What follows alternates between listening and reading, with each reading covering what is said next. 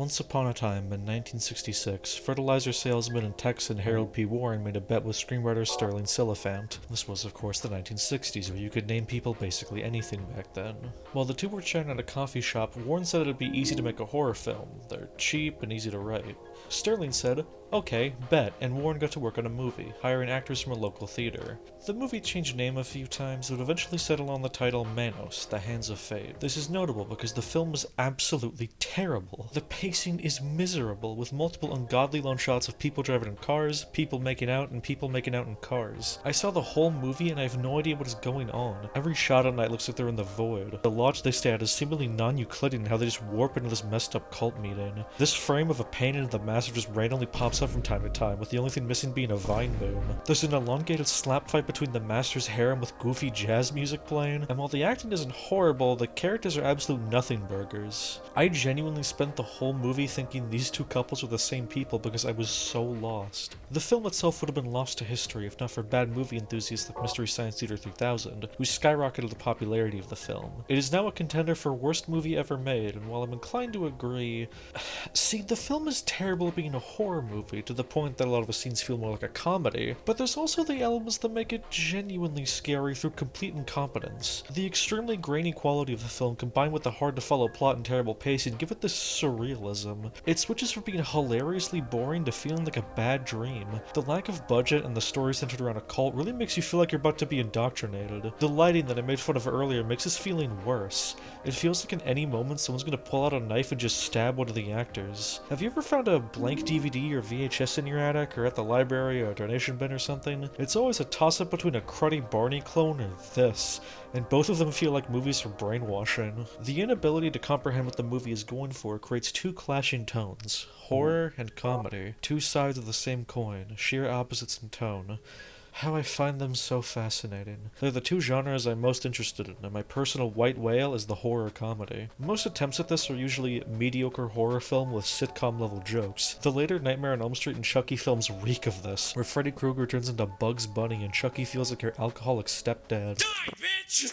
But there is a massive untapped market in the combination of surreal humor and surreal horror. What's more weird and confusing than not even knowing what tone they're going for? The best example of this is probably Illbleed, a Dreamcast horror game that blends intentional horror and unintentional comedy with intentional comedy and unintentional horror. The jankiness of being a late Dreamcast game makes everyone feel slightly dead. It's in that weird in-between of PS2 and PS1. And this makes the weird moments ridiculously funny. I'm with ya. Whoa, whoa. But it also triggers that pod people instinct we all have. Jimmy, it's time for practice. Get out to the training field now. This is really funny, but it's also kind of uncomfortable in a way that's hard to describe. This combined with a genuinely fantastic atmosphere, helped by pretty creepy monster designs and genuinely AAA music and sound design, clashing with the intentionally campy acting, puts me on edge. The comedy feels like a relief, but at the same time, it means you have no idea when they're going to randomly turn it into something scary. Illbleed could get its own video with how much there is to discuss, but while it may be the best example of this genre hybrid, it isn't my favorite. No, that honor goes to Ribbit. Hi everybody, it's me, Gabriel, and I'm stuck in the CRT dimension, also known as Video Essayist Jail. Yeah, we don't actually do this VHS effects on purpose. This is where we get sent if we committed a video essay sin, like starting with a seemingly unrelated story of the 1970s or earlier. Ribbit was released in December of 2021, with the Maxine being the lead director and writer and whatnot, with all of these people doing additional help. While the mod isn't exactly unknown, it's decidedly niche, getting very little coverage unless you're a diehard in the Undertale Deltarune community. Either way, a lot of people have very likely never seen this mod, so I'm going to be going through the game linearly and showing the highlights. But I'm gonna make a disclaimer right now. You should go play Ribbit for yourself. It's entirely free, you can beat it in one, maybe two sittings tops, and it's an extremely memorable experience. It's best if you go in knowing as little as possible. I mean, it's an upfront meme mod with genuine content warnings for psychological horror and bleak themes of depression. Neither of these statements are lies. If that doesn't get you foaming at the mouth like it does for me, I don't know what you want. I'm gonna be giving a few spoiler warnings throughout if you're really not convinced, but seriously, this is how I was after my first playthrough. That was 2 years ago, and I still won't shut the hell up about this game. That's worth noting right there. Anyway, here we go.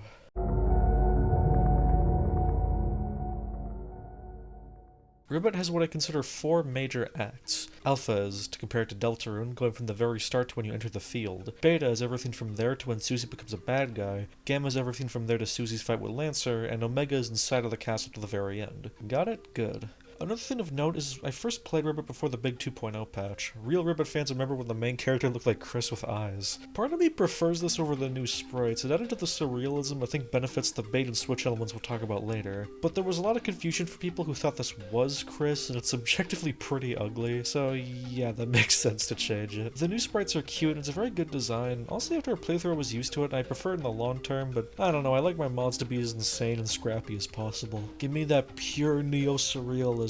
Anyway, let's boot the game up. Oh yeah, I'm playing a mod.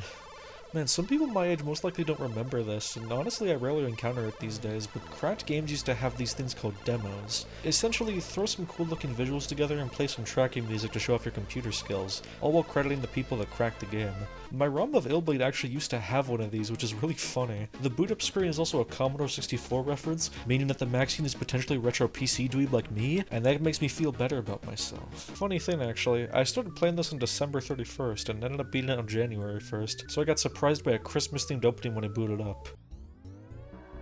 The game starts and you're taken to this void with aquatic ambience playing. This is a really good establishing point for the kind of comedy you're going to get in Ribbit, so it's worth going into detail. Like most game mods, Ribbit assumes you've already played Deltarune for good reason, and uses your expectations and memories of the game as a weapon against you for gags, and story beats, we'll talk about that part later. Instead of building a vessel, you're inputting your mom's credit card number. Except the joke goes even further because you start with just the numbers 1 to 8, and then 1 to 4, oatmeal, and Kirby, and then all 6s and Doom Guy's face. It's a very classic comedy of taking a joke and just pulling and pulling before reaching a climax. It gets even more absurd as it progresses. Like, okay, the scene I always point to is this gag in Top Secret where the protagonist is taking a plane ride. You can see the path the plane is going, a classic movie trope, and then a taxi comes along with its path being drawn as well, and then a bunch of traffic comes in, completely filling the screen with dots, and as a final coup de grace, fucking Pac-Man comes in and starts eating them like pellets. That's the kind of comedy Ribbit goes for, and in a video game, it hits even harder. The game is presenting you with an absurd situation with you naturally acting as a straight man, or switching to the straight man by being weirded out by something you did in the gameplay. A gag it really enjoys is giving you a choice with no right answer, then punishing you or making you double down.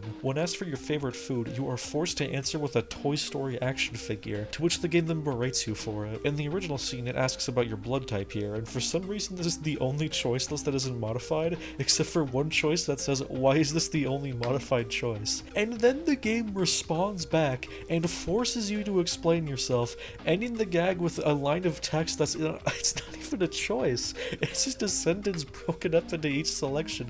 This is not shitposting, guys. This is genuinely masterful comedy played on video game mechanics in a way only a joke mod can. It uses the game's base as a jumping off point for mocking the most basic of video game eccentricities like a dialogue choice. A grade school shitposter would just put in something stupid and vomit all the memes they can think of, relying on sex and drugs and pop culture references, but it takes actual wit and creativity to pull this off, and this is nowhere near my favorite gag. Anyway, none of these choices mattered. Your name is you. It's gonna be that kind of game. You is an orphan living in an inn manned by Toriel, who behaves entirely differently to how you'd expect. This joke right here about symbolism and cageism fits right at home with Toby Fox's sense of humor. You can see how Maxine was influenced by Toby, but carves her own identity, one that's a bit more crass and significantly more absurd. There's a fascinating lineage of Ribbit being inspired by Undertale, which was inspired by Earthbound, which was inspired by Peanuts. It's kind of like how the Quake engine was modded into Gold Source, which was then turned into Source, which then turned into Source 2, but there's still tiny traces of Quake left in there if you know where to look. I will make everything about old PC games. Maxine's writing has that addictive, delectable taste of someone very smart and eccentric making stupid jokes. A great example of this is much later into the mod. Without spoiling, a character later on gets revealed to be lying about their identity, to which Pluto then appears to comfort them as they were revealed to not be a planet. Then their dad NASA comes in to tell them to get back to space, to where they deliver this ungodly witty line. This is just...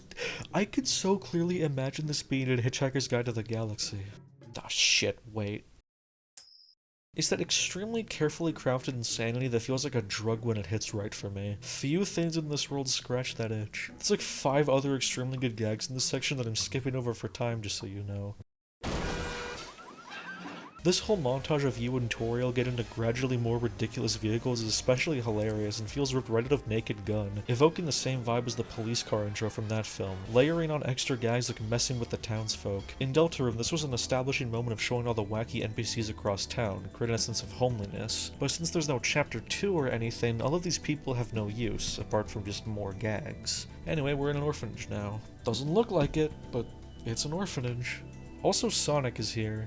This is one of only a couple jokes that really don't land well for me. Sonic gets called back to you later, and in both scenarios he feels like a Newgrounds parody from someone that hasn't played a Sonic in their lives. It's this weirdly popular cultural osmosis version of Sonic based on Adventures of Sonic the Hedgehog and Smash Bros. Brawl. If you ever see a Sonic parody where he says "come on, step it up" or "you're too slow" or talks about chili dogs, just turn it off immediately. I love you, Yick, but you're breaking my balls with this too. What do you mean you don't have the time for anime bullshit? You're Sonic the Hedgehog. The game saves it though with other completely bonkers gags like Eat My Teeth Day. I don't know how you come up with this kind of stuff. You think drugs, but they don't really help with the creative process as much as you think, at least in my experience. You need a bit of natural insanity to be a true master at this. The only important character here is Noelle, who I really enjoy the characterization of. She's kind of like the Noelle we know, but is a lot less anxious and more of an energetic go-getter, obsessed with finding you the perfect Christmas carol. And they get more good material out of this than I could ever imagine. Hell, this whole orphanage has so much good material that I genuinely had to cut like 5 sentences of me just listing gags I thought were well crafted. I'll note that for this playthrough I used the new script. I first played with the original one, and yeah, the new script is definitely better. I love to be a snob about it, but new is just a lot more cut down, there's a lot of better lines. Oh yeah, this is Susie, by the way. Don't get it confused, that's not Susie from Deltarune, this is Susie from Ribbit. Again, it's that kind of game. Susie drags us along to something called a haunted point, already something that sounds esoteric and different from what Deltarune has, but shares a lot of similarities. Susie, what the shit does that mean? This entire segment showing the entrance to what used to be the Dark World, but I don't even know what it is now, is fucking amazing. It's genuinely a little creepy and has some insane visual effects, and the music choice is perfect.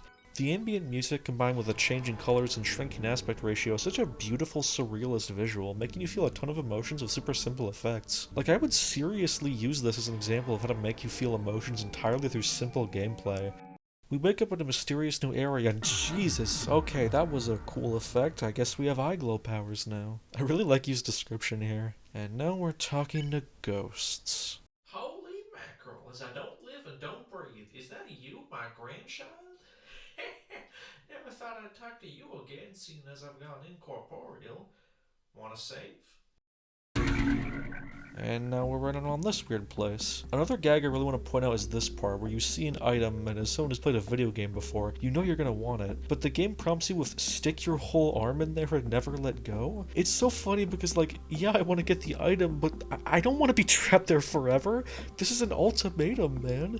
It's such a fucking genius line because it breathlessly, with so few words, mocks the most simple of video game mechanics and interfaces. And I guess all I got was a postcard. Right after, there's an extremely difficult bullet hell sequence where you only get 2 hits, but it's actually really fun and pretty easy to comprehend. These weird antennas always shoot in a specific pattern, one that you can easily move around by getting right under them, then moving left. It's much more intimidating than it is difficult. It's a very cute little movement-based puzzle, and it's a very cute little movement-based puzzle of learning what you actually have to do, and immediately introduces that this game will be much harder. I wonder pursuit. Oh my god. Death dealer! By our swing will you know not to get in the way! What? Oh my god. You startled me so much. I nearly killed you. Those glowing eyes. That's right. The telltale signs of the gift. Very, very good. The spirits accepted you after all. The gift seems to only really just make our eyes glow, so I don't know what the hype is about. But after some bullet hell, we reunite with Susie and make it to our castle town area, except here. Where the fuck is this? Right, the eyes. Congratulations. The glow suits you. With it, you'll get to talk to your family. Very exciting, isn't it? Well, not to disconcern, but you'll find it very annoying. Very fast. Case in point, Mary's yelling at me for implying she's annoying. I presume you can't see her? Good. You have it better than me. Just kidding. No matter how much she yells, I still love her. Okay, thanks to this ominous figure, we get the actual plot. It's weird? Okay, so in this world, ghosts roam the earth. I think it's Earth anyway, I don't really know where we are. Ghosts speak in gibberish, but to them, we speak in gibberish. There's a mutual misunderstanding going on. That is, unless you have the gift. A magical ability allows you to see ghosts from your bloodline. You and Susie have this, and coincidentally, their mothers are the villains terrorizing this land, creating ghost-adjacent monsters called Mother Spawn and setting themselves up in a strange area called the Lodge. Weird and goofy, sure, but yeah, it works. Susie's about to say a sentence. Go ahead? I'm not with you. This whole thing sounds too out of your element. Your mom's killing us, and you won't even try to set it right. Let her. She's just one bad guy out of many in this world. If she won't conquer your wasted space land, someone else will. I'm not interested in temporary victory, or the memory of one. Infinite consequence, on the other hand. I know where I can really find it, without your faux villain. Go away. God, I genuinely forgot just how cynical Susie is in this. The line about not being interested in hollow victories is one of those bits I think about a lot. Like, Jesus Christ. And then Lancer comes in doing the Akira slide with tracker music playing. Lancer is one of the best characters in an all-star cast. I hinted at it before, but this is my favorite part of Ribbit, how it deconstructs and challenges your recognition abilities. It takes the Blue Mario Gloves conundrum of questioning what level of changes you need for something to be an original idea, and weaponizes it, punishing you for trying to project preconceived notions. Getting into combat, it's essentially just a reskin of Deltarune.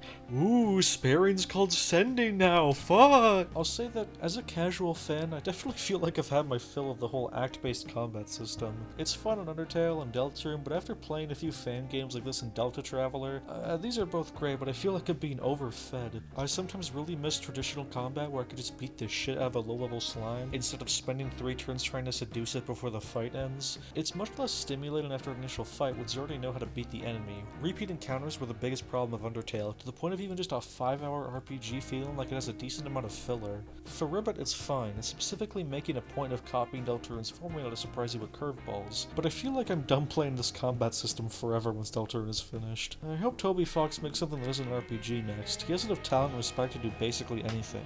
Oh, also, in the time it took me to say all this, I beat Lancer.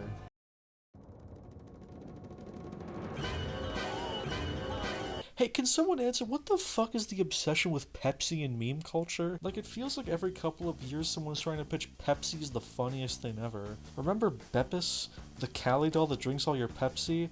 I swear to God, I can't escape it. Why is blue soda the peak of comedy? Wait, no, Susie, come back, I don't mean that! Regardless, this is Noino, a replacement for Rouse.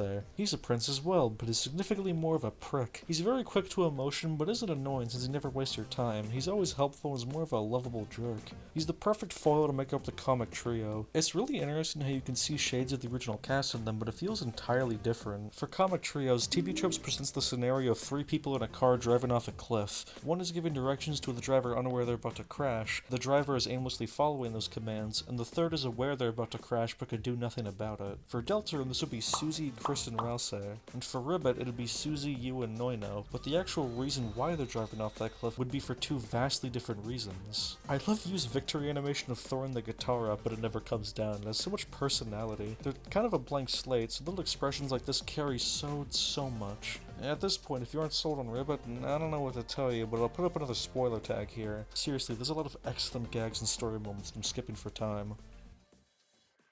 First off, based. Second off, the use of bloody makes me imagine Noino is British, and that headcanon is never going away. Okay, now I'm convinced either he's British or Maxine is. Either way, another W for me because I love weird-ass British comedy. Either way, these are the main enemies for the game, the Mother Spawn. I really love the artwork for them. It feels like a pencil drawing that got digitally scanned in. They genuinely feel alien next to the polished Deltarune pixel art, and I love that about them. I feel like if they got a remake, it wouldn't really capture the same magic. They're very scrappy and surreal. Like, I'm not really sure if they have any theme. Like, there's a dog and a snake, so I guess it's animal themed? Now that we're out of the intro, the gameplay is in full swing, but it's, again, hard to comment on, due to the structure and mechanics being entirely lifted from Deltarune. It's a lot harder by design, there's a lot of fun encounters and shakeouts, but it's nothing to write home about. Dear Mama Dada, I have extrapolated that the mechanical eccentricities of Ribbit are purposely pointing towards this greater thesis of playing against expectations. Ribbit basically locks in on using its mechanics to tell gags, like the nearly impossible obstacle course you could just walk right past. I did it though, to prove I'm superior. wadding. Okay, this is definitely British. You open the chest. There used to be a real shield in here, but someone took it. But you still pretend to put the item in your placebos. Yeah, I mean, if a chest is out in the open, you shouldn't expect to be the first one to grab its contents. Still, we could just pretend we got whatever was in here. Like, what's there to stop us? Logic? Logic's stupid. This is another extremely witty gag that a lesser writer would ruin, but Ribbit pulls it off without breaking a sweat. Like, yeah, if there was a chest with useful equipment just laying around, somebody would have taken it by now. And the important part is the game uses this to introduce their equipment type, the placebos, imaginary equipment. That's such a whimsical and fun concept that they just threw out there, and I'm so in love with it that I genuinely wrote something similar to a project without even realizing it. Oops. I think what makes the best references in this game work is a similar magic to something like The Simpsons. While the random name drops are kinda whatever, for the full parodies they never half-ass it, they go full throttle. Lesser series will just name drop something you recognize or flatly recreate it so you can point to the camera. This of course being the byproduct of geek commercialization, which is a topic I am hateful enough about to get its own video. But Ribbit's best parodies go the full 9 yards and add extra gags on top of it, using their unique aesthetic of being a game mod to do full genre pastiches. Like this gag of a YouTube tutorial in the background. And then the final punchline of this whole 2008 gag being that the song wasn't even from that year. This is what I'm talking about. They do a gag and keep building and building until it reaches a strong punchline. There's also this callback where the only time we've ever gotten money is from Lancer's fight. The Mother Spawn don't drop it because they're ghosts. They wouldn't have money. So of course Lancer comes back and takes the money you stole from him. And you lose it. Permanently. You are extremely starved for resources in this mod, and considering that Maxine is a big Resident Evil dweeb, that makes sense. Oh boy, here we go. My name is Susie.com, and allow me to say a few words. This line kind of broke my brain because my girlfriend Amber always calls herself Amber.com as a bit, and she's never played this mod ever. So either there's some insane parallel thinking, or they got it from the same place, or Maxine is my stalker. Maxine, if you are stalking me, do you like me? Anyway, I'll be joining the two of you now. Let's go. Oh, so the missus has had a change of heart, huh? How do we know you won't just ditch us again? We can't trust you. Then allow me to say that which you can trust. I can promise you, undoubtedly, 100%, that I will run away from this group again at some point or another. Well, then what's even the point? But until that time comes, I propose you take advantage. I'm in the mood to hunt ghosts. Make use of that mood while it's there. Fine. But first, bow before me and accept me as your new leader. Don't feel like it.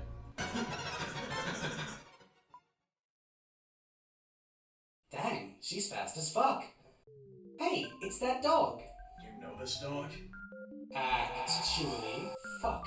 Actually, I've never met it before in my life. Actually, oh my god, this game is adorable. Wait, is that the annoying dog? Oh, I'm gonna pet the shit out of it. Wait, Susie? No, don't kill it. Susie? No! Susie! Girl, come on. It's okay, everyone. We're safe from the dog.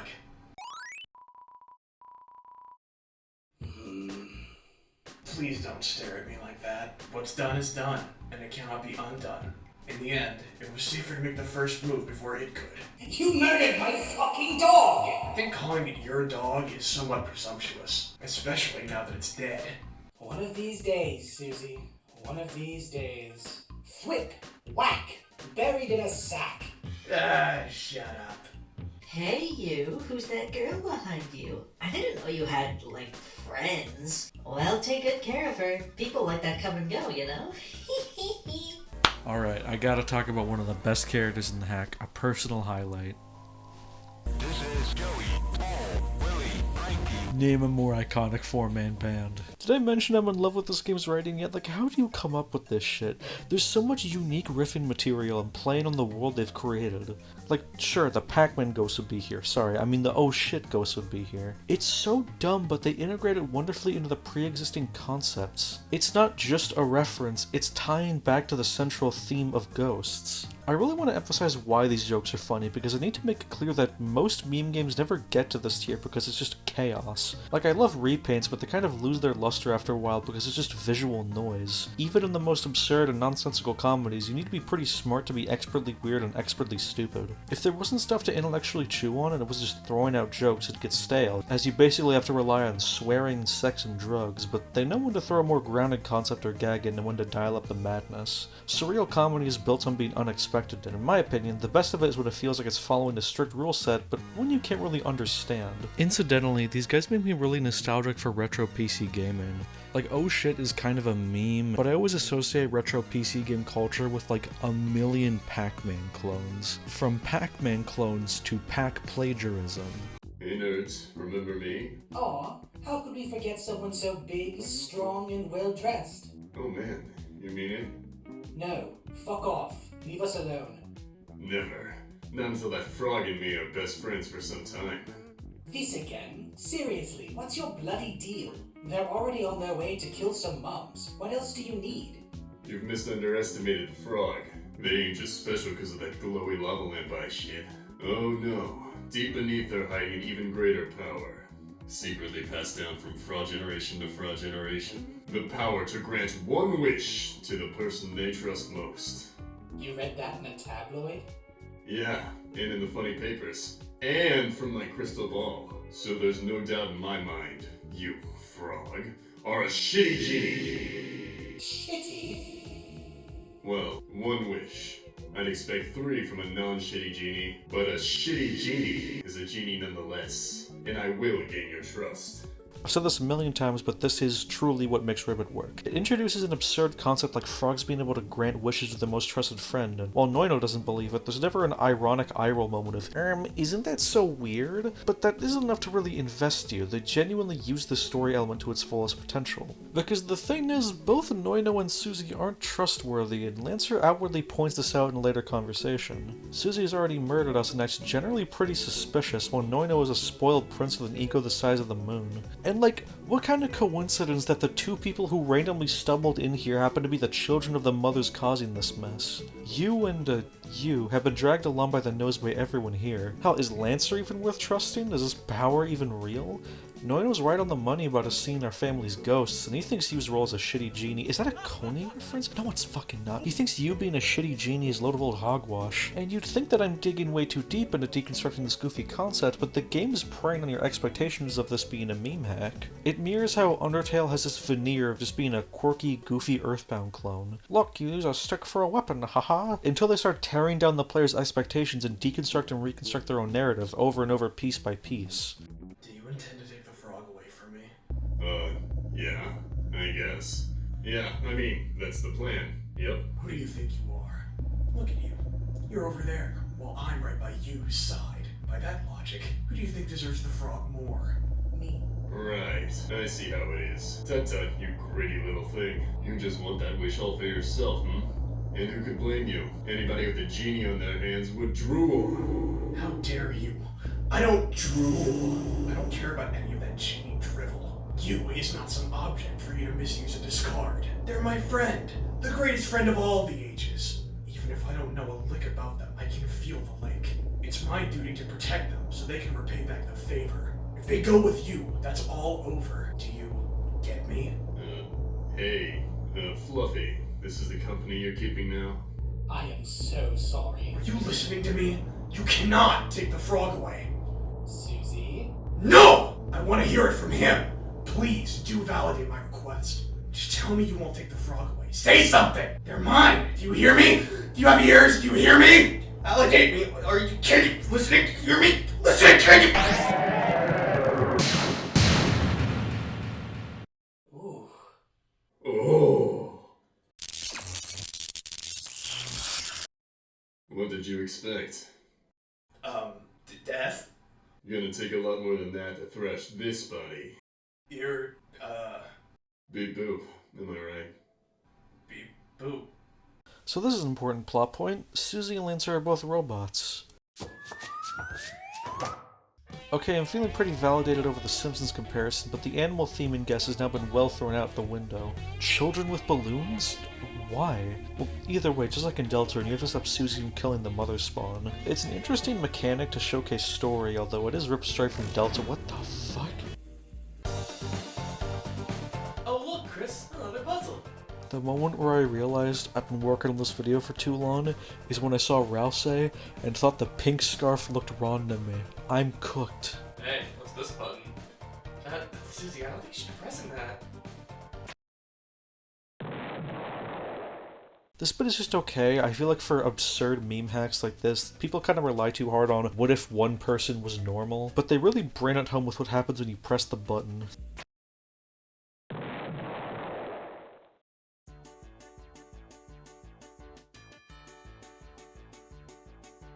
And then Noino says one of my favorite lines in the whole game. Right then, you! Chop chop! Push those blocks like you mean it. In the meantime, I'll be clipping my nails with the Z button.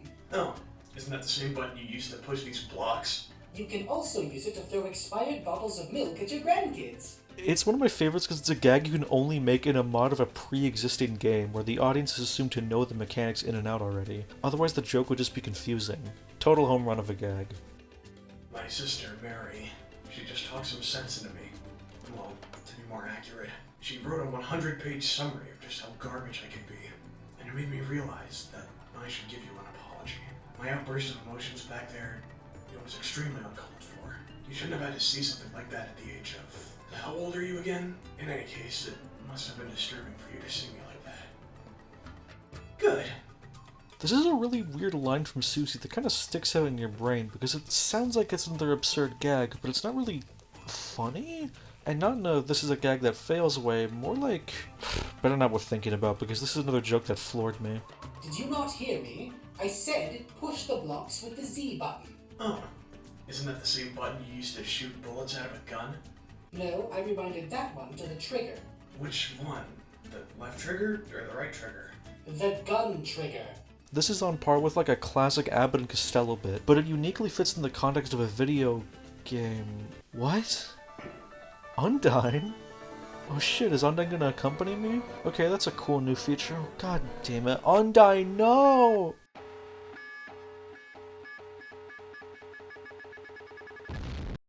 Oh Jesus, here we go. Was that the Game Boy Advance startup? And then Doom music? Onion-san here is a pretty perfect representation of how they play on your expectations of these characters. They almost talk like Onion-san, but have this slightly different voice that gets more and more established in their own weird thing. The best way to describe it is like parallel thinking. Like if you got a writer similar but not exactly like Toby Fox, show them the characters and environments without context, and then just made them write from there. Like a game show where two teams are given the same prompt. Is this a reference to Mr. Bean? No, it isn't. Shut up, Gabriel. It's not a Mr. Bean reference. Okay, Noino, seriously, don't give him that, this is a mistake of God shit the millennials pull. You're not 30 and clinically depressed. If it sounds like this mod's gags are hit and miss, just know I've mentioned every single moment that I didn't like, and there's like 8 gags every minute that I have to leave out. The ratio is 99:1, and the consistency gets better and better. Although in fairness, I think I'm the only human being on the planet that cares about the niche tropes of surreal meme game mods. You ever have a mutual, like, complain about cliches in their fetish porn and you're like, what are you talking about? You sound like a madman. Like your buddy's talking about how transformation is too dog focused and you're just sitting there like, what? But also, I want to make it clear, I don't actually care that much. I kind of feel like I present myself as too negative in these videos, but I'm really not as grumpy in real life. Like in the Undertale and Postal 2 video, there was a segment about Kara where I was mad that people just lied about them. And the intended message was that I think it's stupid that people try to defend Kara with meaningless evidence, but how it came off is, I hate 10-year-olds and everything about them and think that if they do bad things they are morally reprehensible. I promise I'm not the type of person that starts fights over fictional 10-year-olds acting like 10-year-olds. I just don't like it when people are wrong. As I was saying, like, this gag is excellent. Creepy.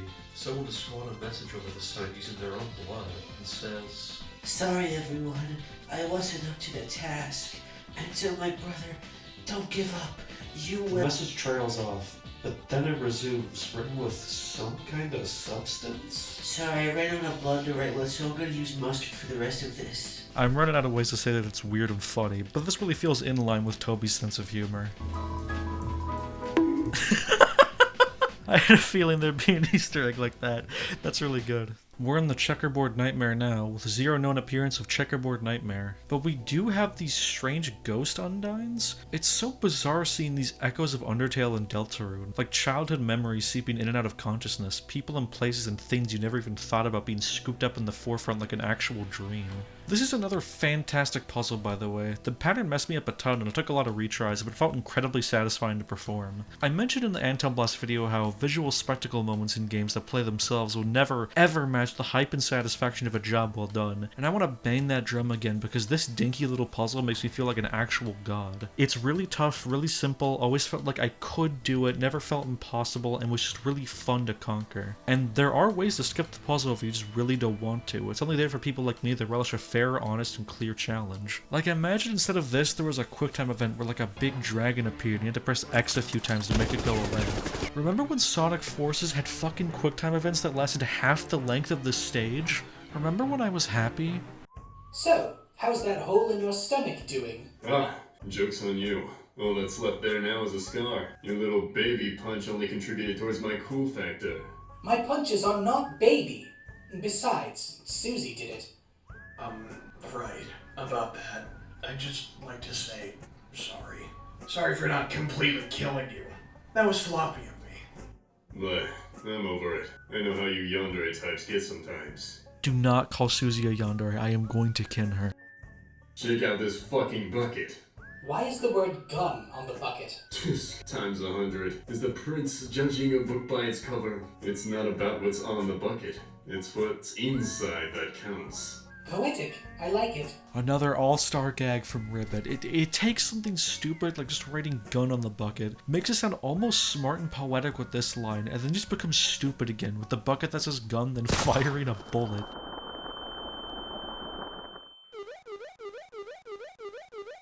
Why is there a gun in the bucket? Objection! No, that's wrong. There is no gun in the bucket. The thing that shot at you was the bucket itself.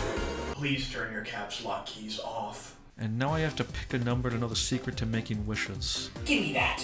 Put an Uzi in the pan and stir the shotguns for 3 minutes. If prepared correctly, you'll get to enjoy the rich flavor of gun sack.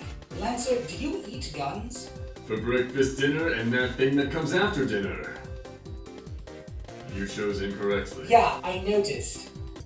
We regret to inform you that we couldn't figure out how to make this room more difficult. To compensate for this, we chose to make it stupidly easy instead. Good luck. Oh, thanks. Just let me move around and- oh shit.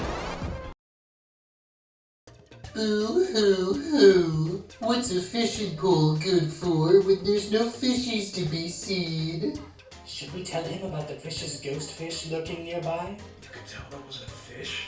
I assume everything's a fish until proven otherwise. I love this fucking writing so much, dude. Like, a weirdly specific but huge love of mine in anarchic stories like this where they can easily break copyright law because they could never sell it, is when fictional characters are brought in as a part of their greater reality. Like, Sonic isn't a video game character here. He's a random kid at the orphanage you and Susie were at. If Ribbit's world ever got expanded, I'd love to see what mascot took the place of Sonic if Sonic himself is real. Did Nintendo just cruise by the Super Nintendo generation untested by anyone? Was the mascot platform boom spawned by someone else? Maybe in this timeline, that whole Eggman in his pajamas design ended up being the playable character instead. I wonder if that blue hedgehog guy could help me look for Froggy. Blue Hedge who? Sonic. Oi, could you fill me in here? Who's Sonic? He's from our orphanage. I hate that hedgehog. Oh, sounds like you've had a rocky history with him. No, not really. It's just... You would think my nightmares consist of all my sins and regrets. But instead, all I dream about is, whoa, you're too slow! Sonic speed! Come on, step it up! Susie, he only sounds like that in Brawl. Get over yourself. Although actually, I think this is intentional. There's multiple uses of obscure Sonic music throughout the entire mod, and Maxine is a known Sonic fan, so is this a purposeful satire of how people see Sonic? Or is it just bad? I don't know. I will never probably know unless the Maxine tells me themselves, which kind of contributes to the surrealism of it actually. So, fair play? Is it actually based? The lore bit of all the saves being your family of frogs is so weird and cute and funny and whimsical that I love it. Speaking of whimsical, it's boss time. Hey, Slug Duck. Oh my god!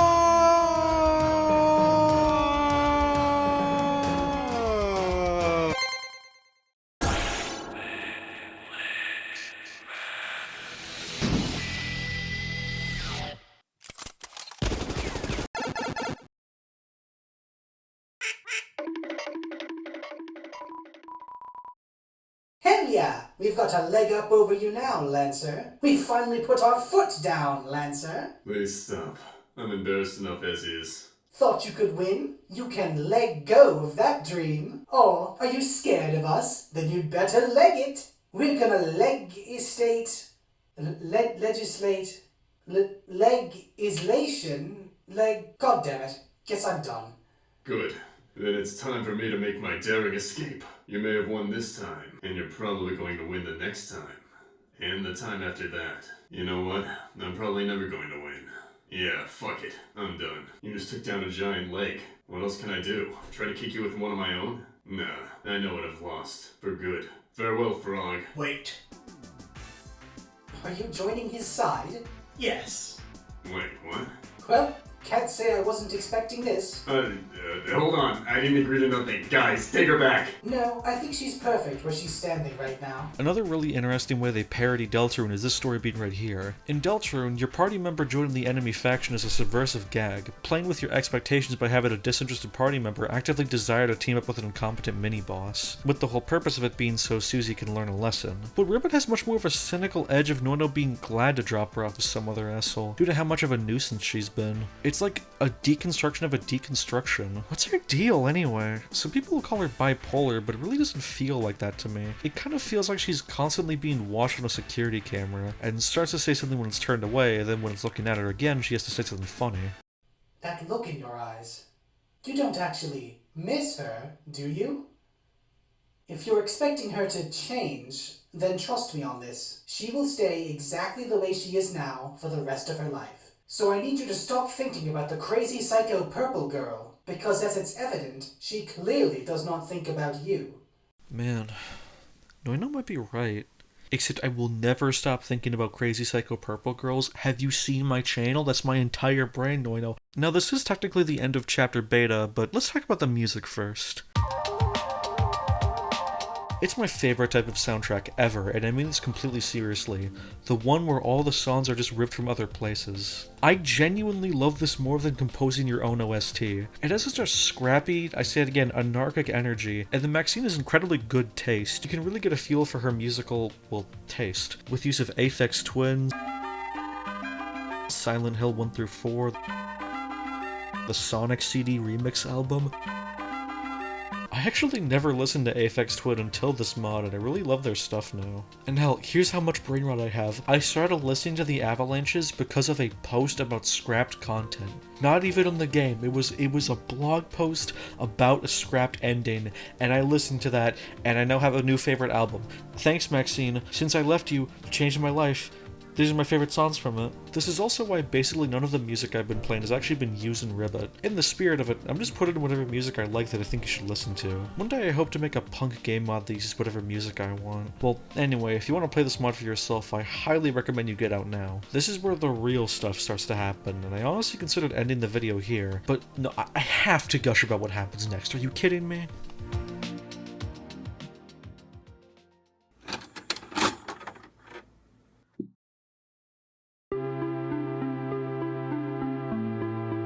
Welcome to the Vapor Woods. Your first opponent. 2 rabbits? Making out? Why is it just 2 people kissing? I guess the animal theming was on point. I mean, humans are animals too, right? I think these are new patterns too, and I could tell because they got way harder. I really enjoy how the car feels ripped from a different game compared to the actual mother spawn. I think it's just from Undertale, but they edited enough to give it this weird mixed media vibe. These weird creatures really do feel entirely unique to Ribbit. I've never seen something so scratchy and surreal in a pixel art game like this. It's kind of the Tails Gets Trolled effect, where I think amateur art can bring out emotions a lot harder and heavily simplify the expressions. Like, it's kind of a meme how this Tails face is an absolutely perfect representation of his emotion in the moment.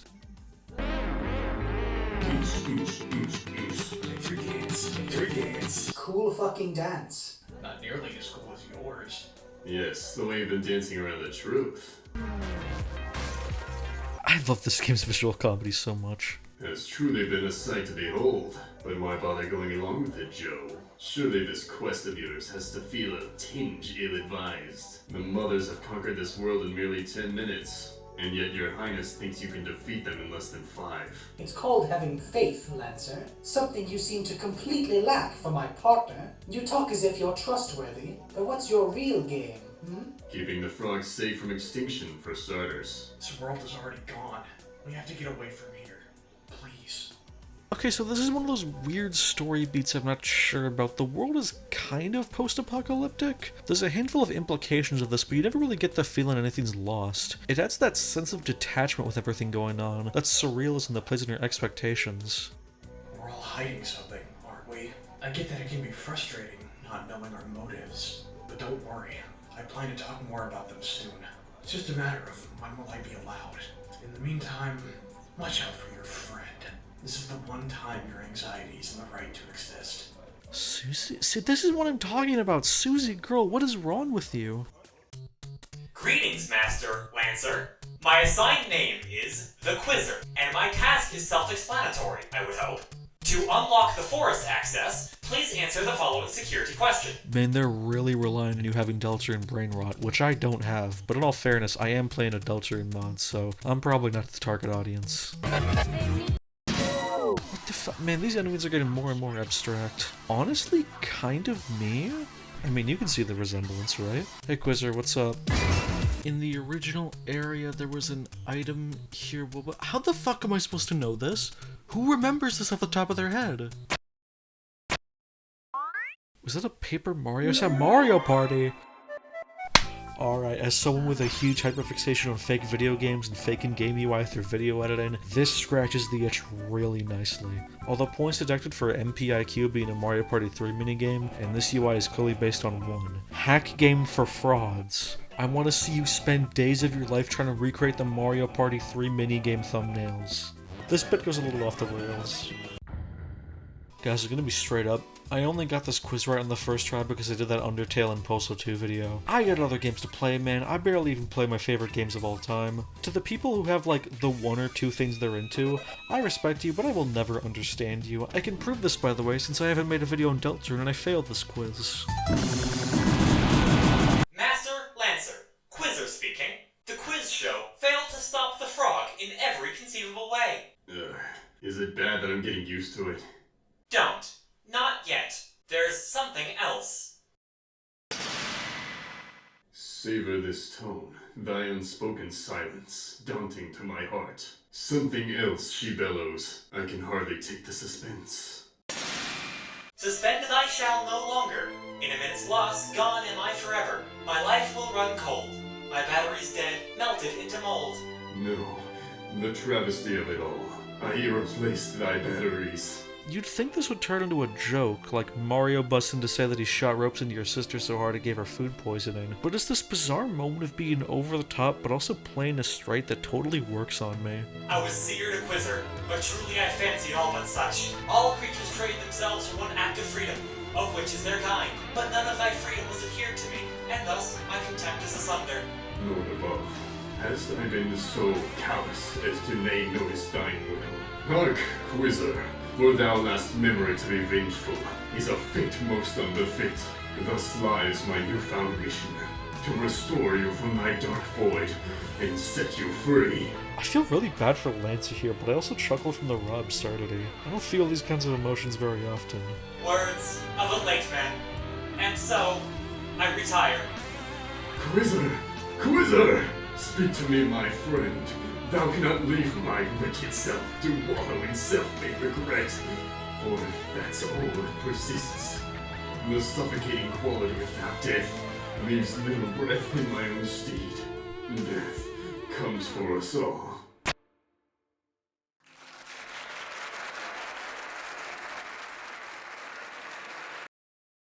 This is another great gag of what the fuck? This is... I don't even know what this is, man. It's playing on the fight against Clover and Deltarune, but it's just this completely insane version. I don't know how much I could play it, but the extremely bouncy jazz music isn't helping. Lamp oil, rope, bombs? You want it? It's yours, my friend, as long as you have enough rubies. Yeah, I think I will. Huh. This one looks cute and wintery. Wonder what they sell here. Have you heard of last Christmas? Jesus Christ! You gave me a heart attack! But the very next day... I gave it away? That's right. Billy is all about to hit song Last Christmas by Wham. Okay, before you go any further with this, that is not even remotely close to a Christmas carol. Maybe, but it is a song about Christmas. I thought it was more of a my wife left me kind of song. This here is another showcase of Maxine's great character writing. Noelle is basically a running gag, but her sheer optimism and friendliness, plus the spacing out of her appearances, make her a genuine treat to see, especially in how chaotic it gets now. She almost feels like a relief, the only tie to where we begin. This part's very Seinfeldian, how it feels like it honors the mundanity of life. Like, yeah, I can imagine me and a friend talking about Christmas carols like this. To be fair, you look like the type of person who worked in retail, forced to listen to Christmas music every year come the holidays. I think that effectively disqualifies you from having any good taste. You know, you can try all you want to make me hate your guts. It's not gonna work. Hi, Walter. Oh shit, it's Abstract! Yeah, I bet a lot of you guys recognize this from Mario's Mystery Meat. It's a Mario World remix of the song Can You Feel by Torchkiss. I honestly don't know which version I prefer. The 80s synth and percussion of the original is great, but the compression of the remix gives it a huge vibe. I bet a lot of you don't know that this actually originates from the Vanilla Level Design Contest series. This was a series of collab packs made by SMW Central that kind of just gets posted whenever they feel like it. There's a VODC every year, but only some years get turned into compilation hacks like this, with a really cool hub world that ties all the different level themes together, with the final area always being an abstract or dream world, the place where all the weird ones go. VLDCs are genuinely some of my favorite game experiences on the vibe alone. There's something about going through an absolutely massive hack, where every level is by someone entirely different with their own ideas and design philosophies, tied together with the same basic assets and mechanics, connected in this beautiful hub world that makes it all feel like an adventure. That just tickles my brain really nicely. One of my dream games would be to make a simplistic Mario-inspired platformer, build like 1 or 2 levels on it just to showcase what it can do, and then just release the project files and tell the internet, hey, make the best levels you can and meet me back in a year. And then just compile all the good stuff, make a hub world to tie them together, and boom. That'd be like the coolest fucking thing ever to me. Mario World ROM hacks have such a specific aesthetic to them that I think about constantly. Anyway, we can light the way using the gift, which is cool. I can barely fucking see anything though, I'm kind of just stumbling around in the black and... What? What? Wario? WarioWare? What? I fucking love this game. This is probably the biggest showcase of the custom programming as they go full into video game parodies. As I said, I love fake video games, so I adore this, you have no idea. Oh, boss time, okay, what's it gonna be?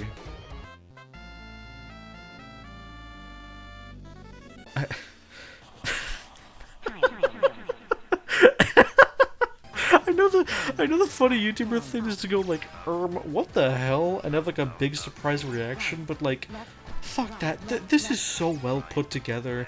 The craftsmanship is off the charts, the mixed media is absolutely hilarious, and we're doing just a full pastiche of Space Channel 5 now. Rhythm games are so hard to program, and the idea of just doing it as a random bit in a mod, like, this must have taken so much time and effort, but it's so worth it. You can feel the absolute passion to make something weird and unexpected bleeding through the game, and I can't help but be enamored by the pheromones it produces. Now, while I'm generally pretty decent at rhythm games, this kind of call and response game specifically, where there's no visual indicators, what I'm terrible at. The rhythm game I'm best at is probably Bust a Groove. That's a masterpiece, go play that, or at least listen to the OST. I can be funny aliens. This is nowhere near my favorite scene in the game, but it's absolutely the most impressive technically, and is one of those absolutely iconic moments. I adore video games so much. Incidentally, the game has now checked 2 boxes of Devil May Cry 4th wall-breaking comedy game, rhythm game, and quiz show.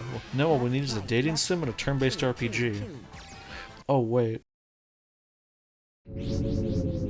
Frog, Prince. Weirdo, and the other weirdo.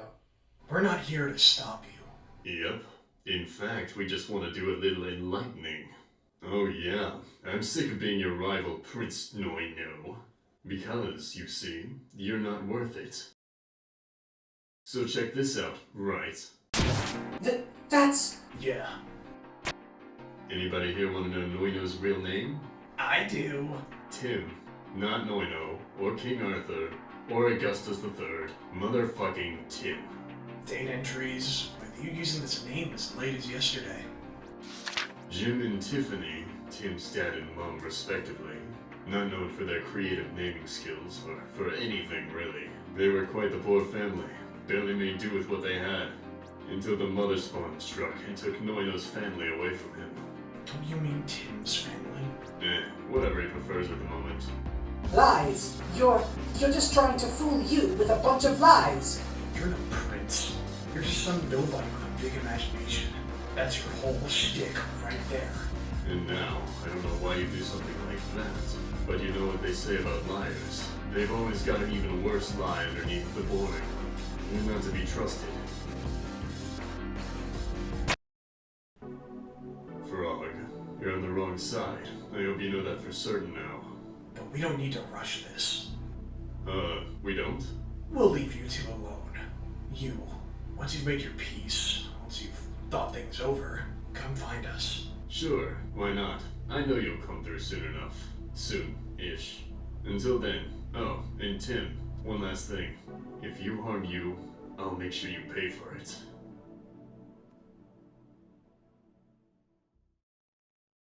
Man, just two face sprites say so much. So, who do you trust now? I guess I could team up with Susie. Oh my god, what the fuck?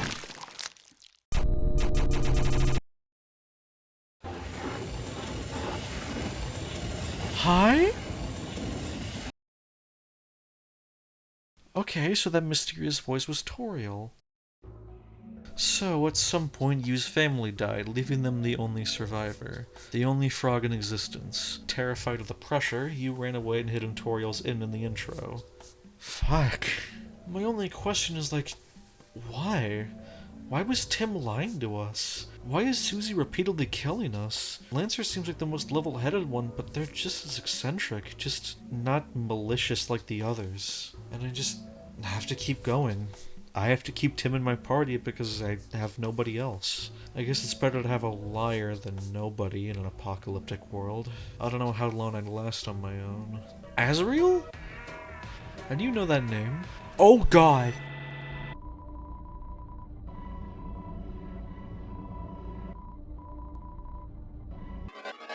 Man, the effect of the paddleball attack is really cool. Is it some kind of a rendering trick or an actual 3D model? It's hypnotically smooth.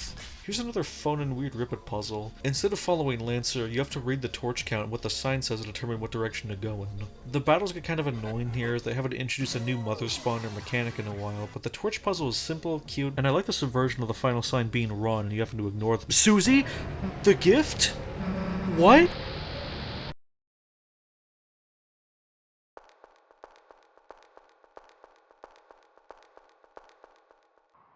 Welcome, hero from a distant land. It is an honor. Yes, you. Come on, who else would I be talking to? I mean, you're the spinning image of a hero. Anyway, make yourself at home. I've prepared this picnic to celebrate your arrival, and, you know, I think this cake came out great. Oh, and there's some fruit in case you prefer that. I've kinda had to make do with whatever I could find, but... That is a really fucking nightmarish gibberish noise. You're not hungry? Really? Right. I guess it's kind of weird to accept food from a random stranger you just met. Sorry.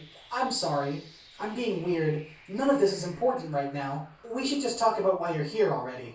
So, from my understanding, wherever we are is some kind of land for the dead, with some people holding on to themselves in post-mortem, and others turning into mindless ghosts. So that implies that in order to get here, you and Susie... Does this imply that Tim was lying entirely about the gift? Or did he only know that after this exchange? Where did he get his knowledge on the subject? Reading over this again, I think the implication is that this mysterious hero also has the gift, but at the same time we can't really get a look at their eyes, so it's up to interpretation. There's a lot on the table to- Oh, Jesus. Oh, no.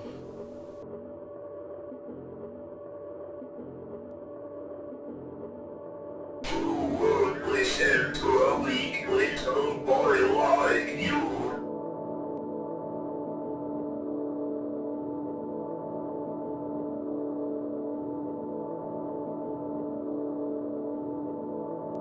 Three minutes, tops. Oh, I guess I'm just back here. The fuck? This is what I'm talking about, is that, like, they leave you on such a dry joke, and it makes you have no idea what the hell just happened. Like, was that all a joke? Is that not even intentionally meant to be a joke? There's like a weird dramatic cut-in Is it trying to... Is the joke on me for being invested? What's going on? Who am I? What am I? Do I have bags under my eyes? Probably! The final torch puzzle is the most interesting. You now have to decipher what finding 0 means. It took me a second to figure out that the solution was to go back in the opposite direction, and that's a really fun little brain teaser. Not amazing or anything, but I felt smart for doing it, and that's all you really need. I really appreciate the amount of experimentation there is with what you can do in this format, instead of just recycling Deltarune. It feels like it's trying to be a lot of things, and giving a lot of new ideas. The less it feels like Deltarune, the better. And the most annoying moments are when it feels like it has to lampshade that it is a Deltarune mod. Hey, Noelle. Okay. I've got an idea on what your favorite Christmas carol is. Putting my furious face on for this one. And let me tell you, it's rare to see Noelle put on her serious face. The truth is, I think I was just trying to dig too deep. It's not that you view yourself as a high standard frog. It all just comes down to how most people prefer their content. Nice and brainless. Jingle Bells, Gummy Bear cover. From the 2012 movie The Yummy Gummy Search for Santa. Oh yeah, I love that song. Hey, did anyone else remember the Gummy Bear flip phone game? I have a distinct memory of seeing this ad and desperately wanting to play it, but I didn't own a phone at the time. I was probably about 8 years old. This dumb fucking bear was my Cocomelon, and I was absolutely flabbergasted that, after only knowing him from this music video, he has a full movie. I'm kind of scared to watch it, I don't know what it entails, but if the Gummy Bear people ever want to make another movie, I will write you a heartbreaking ballad about the dancing gummy bear. I'll genuinely do it. I want to write the Gummy Bear movie, I want to write a Fourth Fred movie, I want to write the Annoying Orange movie. I will genuinely do it. If someone gets into contact with me, I will write that screenplay with them immediately. Oh my god, seriously? Oh wait, I was just joking. I was about to give you an actual good song and you're just a really big fan of 2008 videos for children, huh? Please. I've spent an entire 50 hours of my life on this. And that's not counting breaks in between because there weren't any. No, can you believe? Oh man, Tim. Noina? What? Oh, yeah? You've been acting quieter than usual. Is everything okay? No, yeah, I'm fine. I'm sorry about before. You know, just for acting the way I did. I know it doesn't amount to much, but... I forgive you. Whoa, wait, I wasn't even done talking. Seriously? Even though I said all those horrible things about you? I could tell you didn't mean any of it. In fact, I have a kind of secret talent for reading people's faces. And right now, I can tell that this is the first genuine thing you said in a long while. I'll admit, it's a bit strange witnessing this new Noino. But I hope I'll be able to see more of him in the future. Thanks. You're welcome. Fuck, man, he kind of deserved it, but after seeing the backstory in this exchange, I just want to give him a hug. Frank Sinatra made a Jingle Bells cover. He did? That's my favorite carol. I don't know why, but it cracks me up really hard that Tim is a Frank Sinatra fan. This dude listens to That's Life whenever he's feeling down. I can't blame him though, Sinatra's a legendary singer for a reason. He had a really good rhythm to him. My Way is iconic, and his other stuff is genuinely solid. Time's up.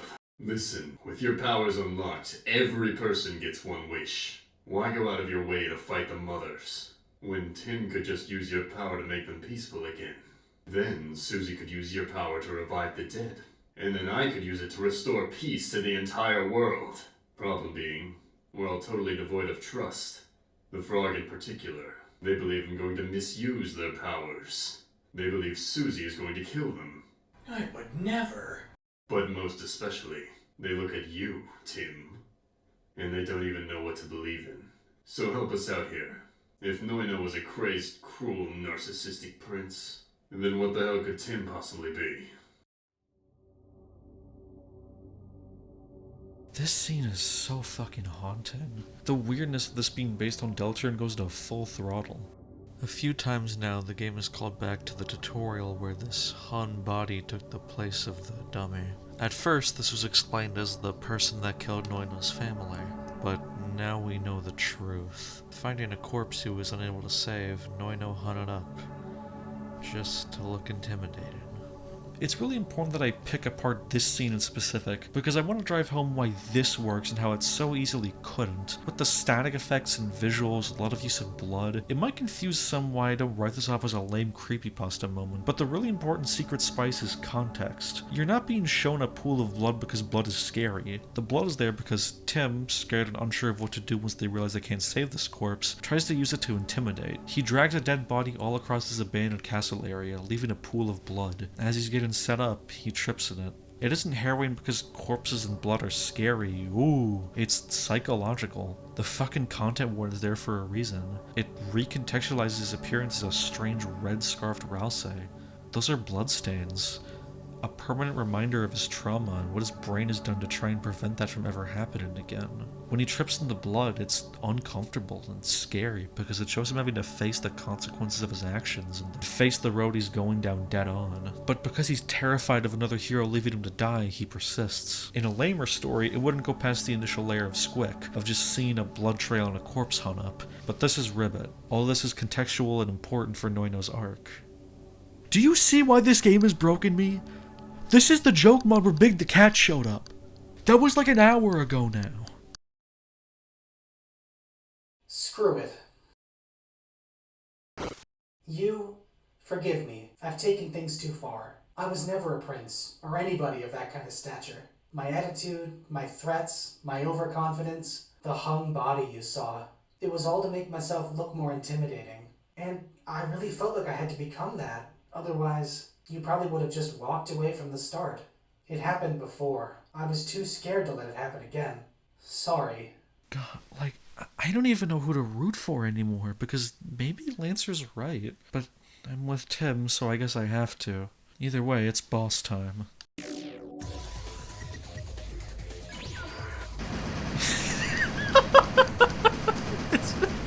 They're so good at doing stupid bits that just genuinely come out of nowhere.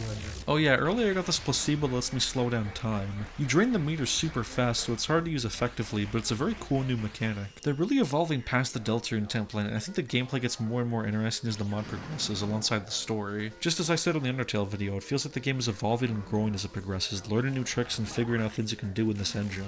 This is also part of the reason why I liked the older sprites more, as the art genuinely got better as it progressed. As new sprites like the hero showed a genuine dichotomy between the old and the new, even if the new ones are overall a lot better for the mod. And there, Lancer is now convinced.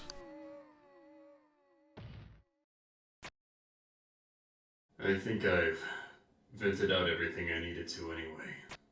Yeah, I think so too. I'm not gonna lie, Noino. I thought you were all talk. But this, well, facts are facts. You've thoroughly whooped our asses. Lancer, Susie, we've won this fight. Thus, we've won the right to stick to our decision. You have the option to walk away and forget about us. But I know that wouldn't be quite your style, so help a brother out. When we get things back to normal, we'll have all the time then to look into this whole genie thing. I did actively try to ruin your life, remember? Yeah, now imagine if you used that talent for something good.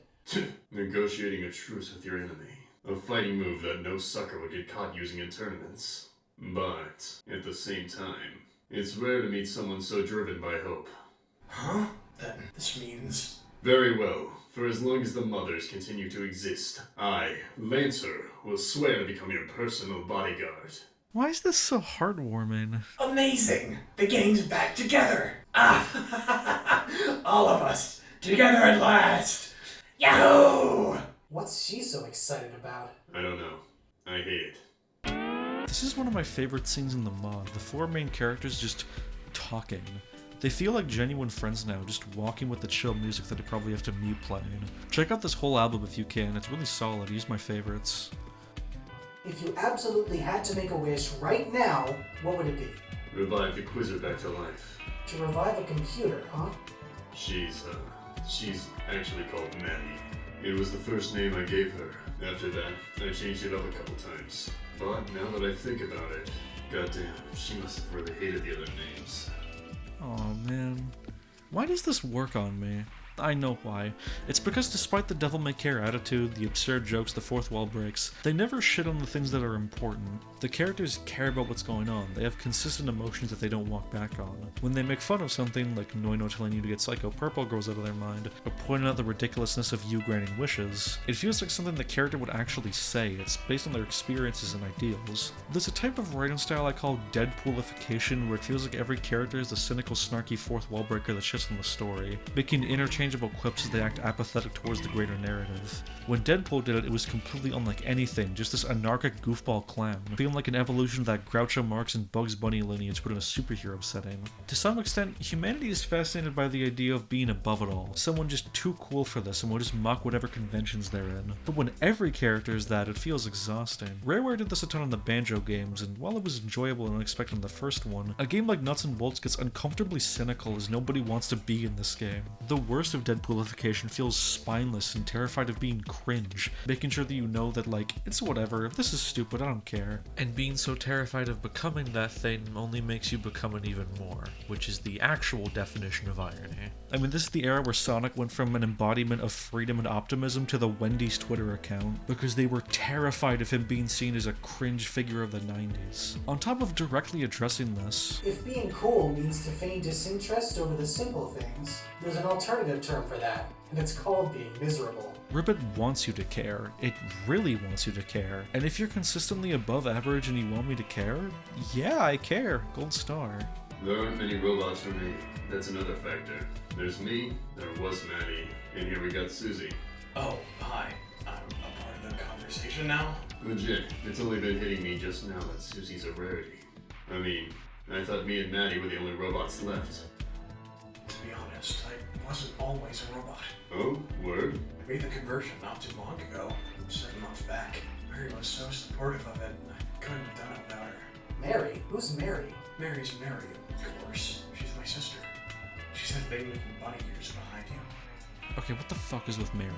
Seriously, I'm tired of ignoring them. You were saying that you can grant one wish for each person? In that case, I would use my wish to grant something for you. Then, you'd have 2 whole wishes to choose from. You're not serious? Oh, hell, you're serious. What about your parents? You're not gonna try to bring them back? It's true that I miss them, but I've already made my choice. It'd be rude to back down now. Whether you like it or not, I'm giving you full custody of my wish. God, don't. Stop saying dumbass things. Seriously. Besides, even if you gave me control of your wish, Jim and Tiffany might be mysteriously brought back to life. How stubborn. Oh, my heart, dude. That's lovely. Why can't these guys have 7 chapters? It's like, is it bad these are some of my favorite video game characters? Like, they start as one-note goofballs, but this scene really fleshes them out and they become more like people. And a scene like this has this underlying realness to it that makes me invested. You know a story is perfect when I desperately want to see more of these characters. Get some kind of wacky roommate AU. Hey you, you alright? Haven't heard you in a while. They said Ribbit. Nice title drop. Oh, actually, it's a project title. The hell? Yeah, Ribbit is just a placeholder. They're planning to give them on a different name later on. Huh? When will they get around to that? In the fucking sequel? What about when Ribbit Chapter 2 comes out? This is another one of my favorite exchanges. I love how casually they talk about the fourth wall. You associate fourth wall breakers with, well, Deadpool and Bugs Bunny types. You'd think it'd take me out, but it feels more like, you know how the ultimate goal of humans is to breed? Like, our most intrinsic nature is to spawn children to continue our race. But it doesn't really matter. Like, yeah, the meaning of life is to have sex and make a baby. That doesn't mean everything is worthless. Meaning is what you make of it, and I find angsting over a greater purpose to be a fruitless effort. We know why we exist, to find someone of the opposite sex and create a baby, but there's so much beauty to be had that isn't just that. That's what the fourth wall breaks in this feel like. The characters know they're in a video game, but it doesn't matter to them. Nobody's angsting about how they're simply the pawns for some greater being. It just is. And there's no reason to be sad about it, because life is still real to you. That's why I never got simulation theory stuff. Like, maybe I am just a piece of digital consciousness trapped inside a motherboard, but why do I care? I'm still Gabriel. I still experience emotions in my own way. I have no reason to be annoyed if I'm just some AI. Sorry, I'm getting a little too real, but I couldn't help but get introspective. Ribbit deserves it. Well, not Deltarune, but Ribbit is a full story. Chapters and cliffhangers involved. Didn't know that. So this is our only adventure then. That's kind of foreboding in a way, don't you think so? And there's the lodge. Lodge? Huh. Well, let's rock. Oh shit, Lancer! It's time for one more big challenge before the end game. This bullet hell section almost got me, but I whistled through it and god, I felt like a pro. Like I said, nothing feels better in a game than overcoming a challenge. Oh my god, and now I'm on a jetpack. They are really escalating just further and further, but this is a fun segment too. Oh my friends! They got my backs! They're here until the end! This is so cool feeling, and it's unlike the original entirely. Oh, well this is fun, isn't it? Stand back, everyone. I've been saving an offensive spell for cases like this. Omega Annihilation! Oh crap, that was the healing spell. Anybody got more TP on them? It was nice knowing you all. Oh, for fuck's sake. Okay, so it's time for a prison break. I assume we're going to be diverged from Deltarune even more, since normally the next scene is a battle between Susie and Lancer. I wonder if Grover House... Is that a speech bubble? Sure, I'll grab it and... poetic. I better take a long shower and think about this. What? Okay, what the fuck is this? What the fuck is even happening? What? Okay, I guess it's normal now? Oh, it's one of these puzzles. That hasn't even been in the hack yet. Alright, let me try this. Okay, let's try another one. Okay, I think I got it. Nope, fuck it, I'm done. I'm just gonna see whatever weird Susie scene there's gonna be instead of the Lancer fight. I'm done, fuck this. Okay, so there's not gonna be a Lancer fight, obviously, but I guess we're gonna have to control Susie in some way, so what's gonna happen? Oh no. Mary. You're probably wondering something like, what should I do? I have a couple suggestions if you're alright with hearing me out. Don't let them out of that cell. Especially the one with the green hat. You believe he's a nerve? Gonna become a king. He doesn't deserve a second chance in our world. You agree with me, right? I do. When the tugged out mouse gets caught between the cat's claws, something happens to ensure the mouse cannot get away again. Something crucial. Have I ever said how much I loved you? Yes. How many times? 455. 6. 456. You're losing count again. I'm sorry. That's okay. I'm not very good with numbers myself. I'd just like it if you could put in more effort next time. I love you too, Mary. Kill the prisoners. I love you.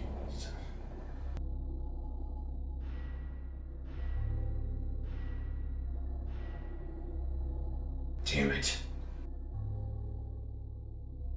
Lancer. Yep, don't wear it out. These cells ain't shit. Couple shoulder rams was all it took to get free. Looks like you didn't have any problem getting out either, huh? Yeah, so, what about you and Noino? Seen them yet? No, not so far. I just came from the west side of the prison. Nobody was there. Well, that's a shame, isn't it? The east was clear too. Looks like that just leaves the elevator I passed on my way here. Except the buttons to summon the lift are out of commission. So, I say we find another exit.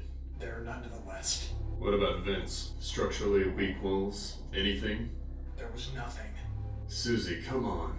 I'm fairly sure you haven't been that thorough. If you just let me squeeze past, I'm sure I could scan. Back off! I said there's nothing. I meant it. Guess we're just screwed then, huh? Ah, dear. If only Dr. Alphys were here. Wait, Dr. Alphys? But she was in the orphanage. She was one of the kids. That was kind of the joke. She's not even a doctor at Deltarune. That's such a weird thing to name drop. I'm just wondering about how... Oh my god! What the fuck was that? A jetpack or some type of wacky explosive gun device. What did you just say? Okay, fine. I know they're called rocket launchers. I was just... No. Alphys. Who is Alphys? Alphys? Oh, well, she created me. Or rather, this body. Let me tell you, she was something else. By far one of the most passionate people I've ever met. I mean, sure, you'd meet her and think, wow, she's one nervous wreck. But behind it all is a genius. Someone who could change the world. Yet instead, she uses her talents to help the little people. Someday, I really hope to repay her generosity. But, until then, a bit too close, don't you think? How did it feel when she stripped your body of soul, took it for herself, left you with a useless husk? What the hell are you blabbing on about now? I knew there was a reason I followed you around. You always had her scent. Anybody associated with all these experiments is a lost cause. Either become just like me, or let me help you. Is that right? Well, sorry to say this, but you're insane.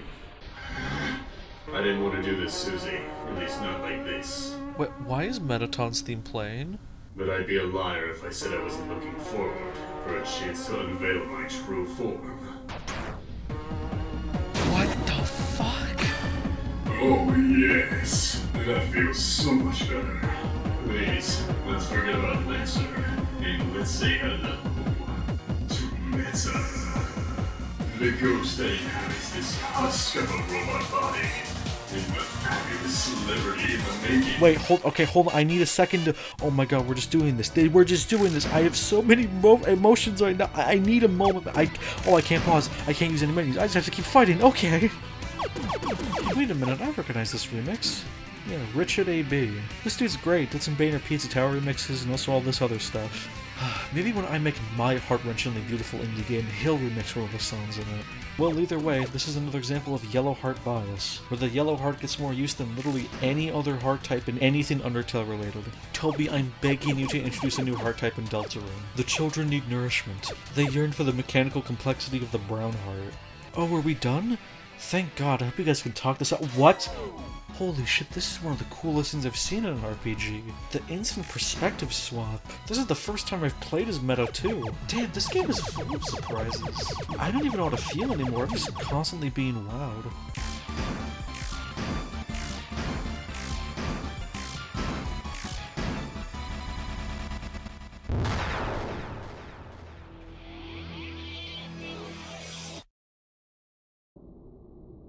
Oh my god. What? No, what? You can't do this to me. There's no... What? No, that was it? Oh my god, the mighty number 9 credits? Okay, I'm sorry if I don't have much to say. I'm just kind of completely taken aback.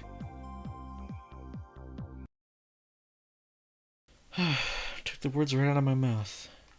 Okay, we need a break, the both of us. That was a lot to process, and I think we need to just recoup. I'm gonna give you one last spoiler warning. Even if you saw everything up to here, I honestly think that if you're that invested, you should go play for yourself. There's a couple more huge moments that we haven't seen yet, and if you want to keep watching, I'd probably go get a drink or a snack or something.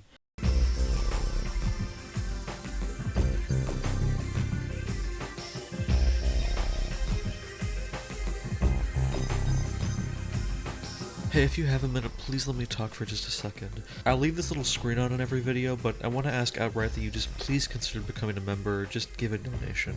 I currently don't have any income and I'm just trying to escape a generally shitty living situation. Even $1 a month helps more than you can possibly imagine.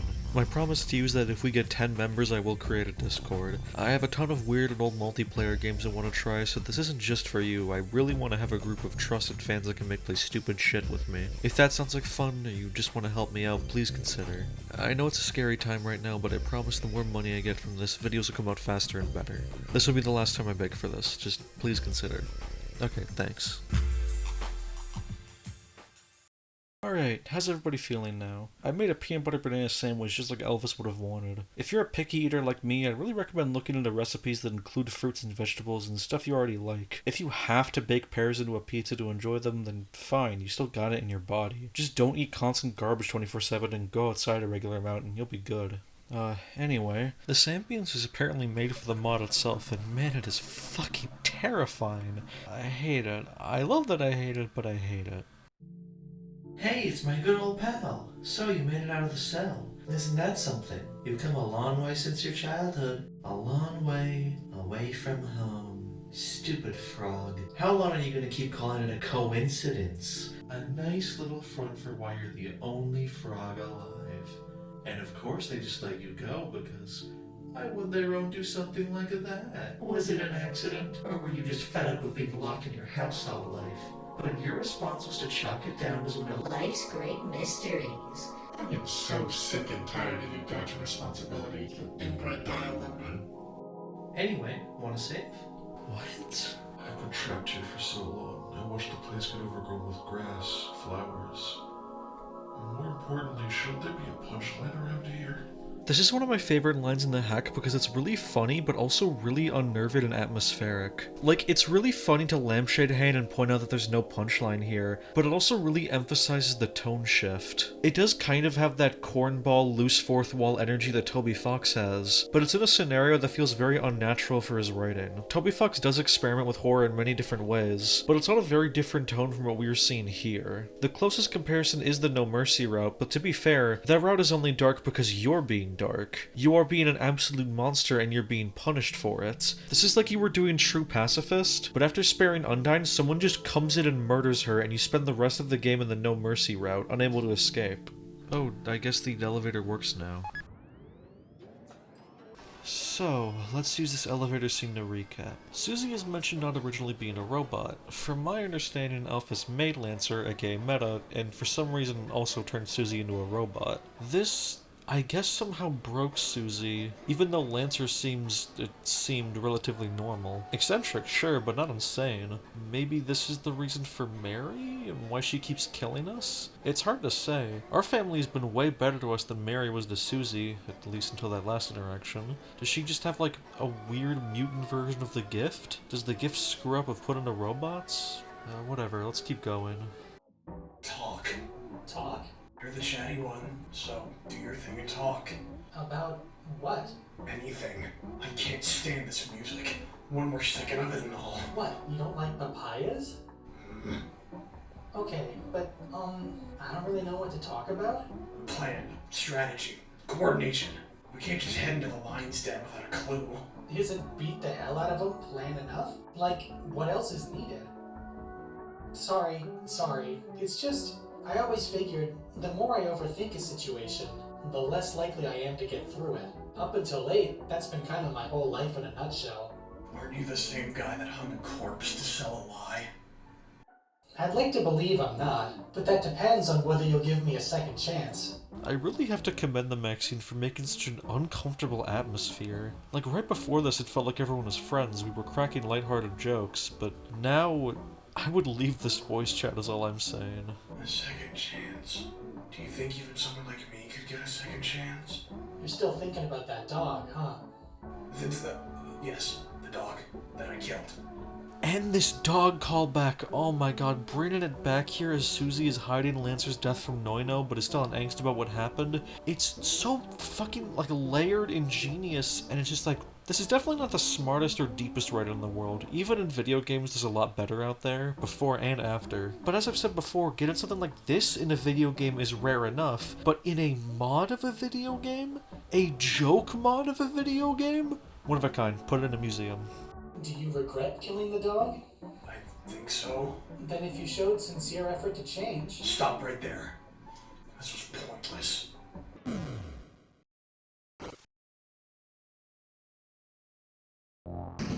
You! And me. Destroy me already. You're bad Susie. Bad Susie shouldn't exist. How many times do I need to kill you, frog? Not that I want to. I really don't want to, but I will, because I did it, and I'll do it again. I can't help it. They all just desire it. My late friend, they showed me something they shouldn't have. I've never felt happier. They gave me my sister back. I've never felt more miserable. We just want everyone to reunite with their loved ones. He said so bad. Isn't that just lunacy? Don't you want me to go? Please end me. What the fuck? Okay. Welcome to the lodge. The monochromatic color scheme of Card Castle has been replaced with this purplish pink, or pinkish purple. It's a very strange decision. This really feels like I'm fighting a cosmic entity. The Mother Spawn were already out of style, but now you have a different style from the different style, and it's like layers of weirdness. But this mechanic is actually really cool, where you specifically have to use the act when the red square is on screen. It's fun. It feels like they're taking advantage of... Susie? I'm not letting you send it. Why? It's our enemy. Exactly. Fight it. What? Then why are you... I mean, fight it. You're not gaining anything any other way. You've got weapons for a reason, so use them. Susie, what the hell is your problem? Could you just cooperate for once in your life? Okay, cool. Now I can't even send. I can't even send. I have to kill this. I don't want to. I want to go pacifist on this. Even you clearly doesn't want to. But fine, Susie. If you're gonna be a baby about it, why did it go inside me? What? Regular hands, boy. Foreshadowing? What do regular hands and the boys they're on have to do with anything? Are we gonna fight High Five from Clay Fighter at the end? I first learned what a 5-finger discount is from this game. 5-finger discount! I'm only a little ashamed to admit that. I learned a lot of things from Clay Fighter, actually. Mostly ethnic stereotypes. Love the clay work, though. I adore stop motion. Ichabod Clay, Bad Mr. Frosty, and the Blob are my faves. But before we go any deeper, I can hear the comments already. But Gabriel, what about the secret boss? I didn't know how to do this when I first played, but with the power of 2 years of foresight, I now have the keys. What? Jevil? Oh Jesus, they're gonna pull some goofy shit on me, aren't they? Like I'm gonna go in and their name is Jevil, but they're actually a low poly 3D model of a Jerboa. That kind of sounds awesome, actually. I want to do that. But before that, we have to find the keys. Hold on, I know a shortcut. Alright, I got all the key pieces off screen. They're way easier to find than I thought. Just remember to find Onion Sound before the checkerboard area and look out for chests. Then, once you've gotten to this part of the game, just talk to Jevil and bring all 3 key parts to this guy. Jevil, why are you talking differently? Why are we here? Oh god. Whoa, why is this dope naked? You wouldn't happen to be, Jevil, would you? No, that was like 10 minutes ago. Oh no, whatever the hell This thing is. All I'm saying is, You 3 don't belong in this world. On behalf of my superiors. picky bastards. maybe I'm here to Restore you! to your Original. selves. Were you expecting a marathon boss, by the way? Every name is, as you'd expect, every name. It's a big boss rush of all the major characters in Undertale. Thematically, in a mod that defies and subverts its origin, the ultimate final challenge, the big secret boss, is literally beating the inspiration. One last time, you stare Undertale and Deltarune down dead in the face and go, I am not you, I am my own person.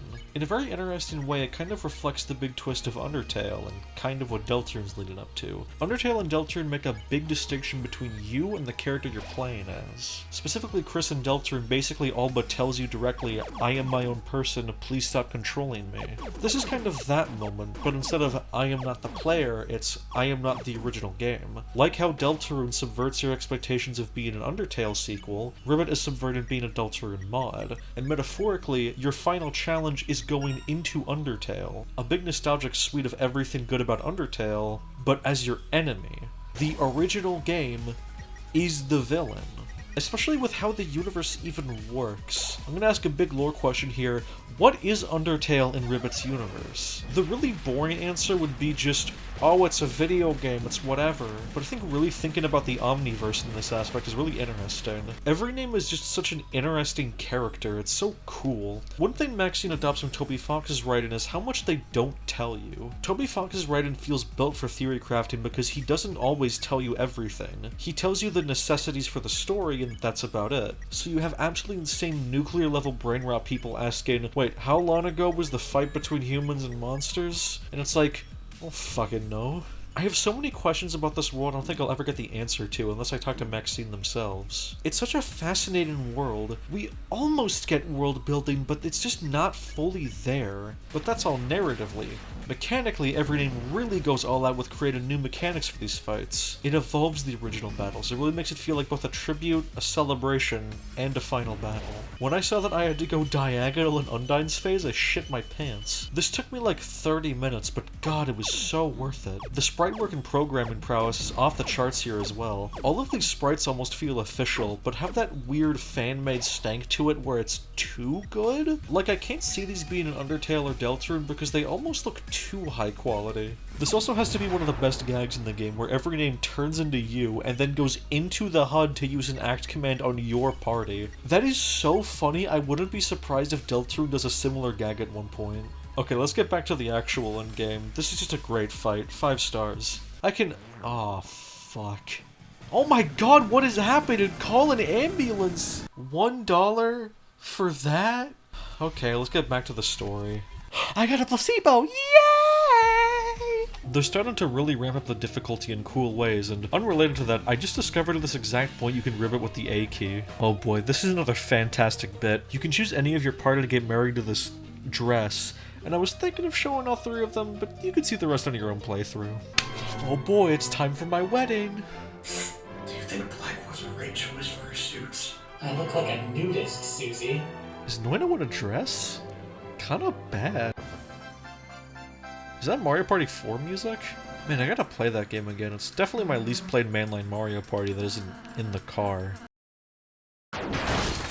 Look upon them! No! What have you done? I have exposed the true I want! No! Exposed!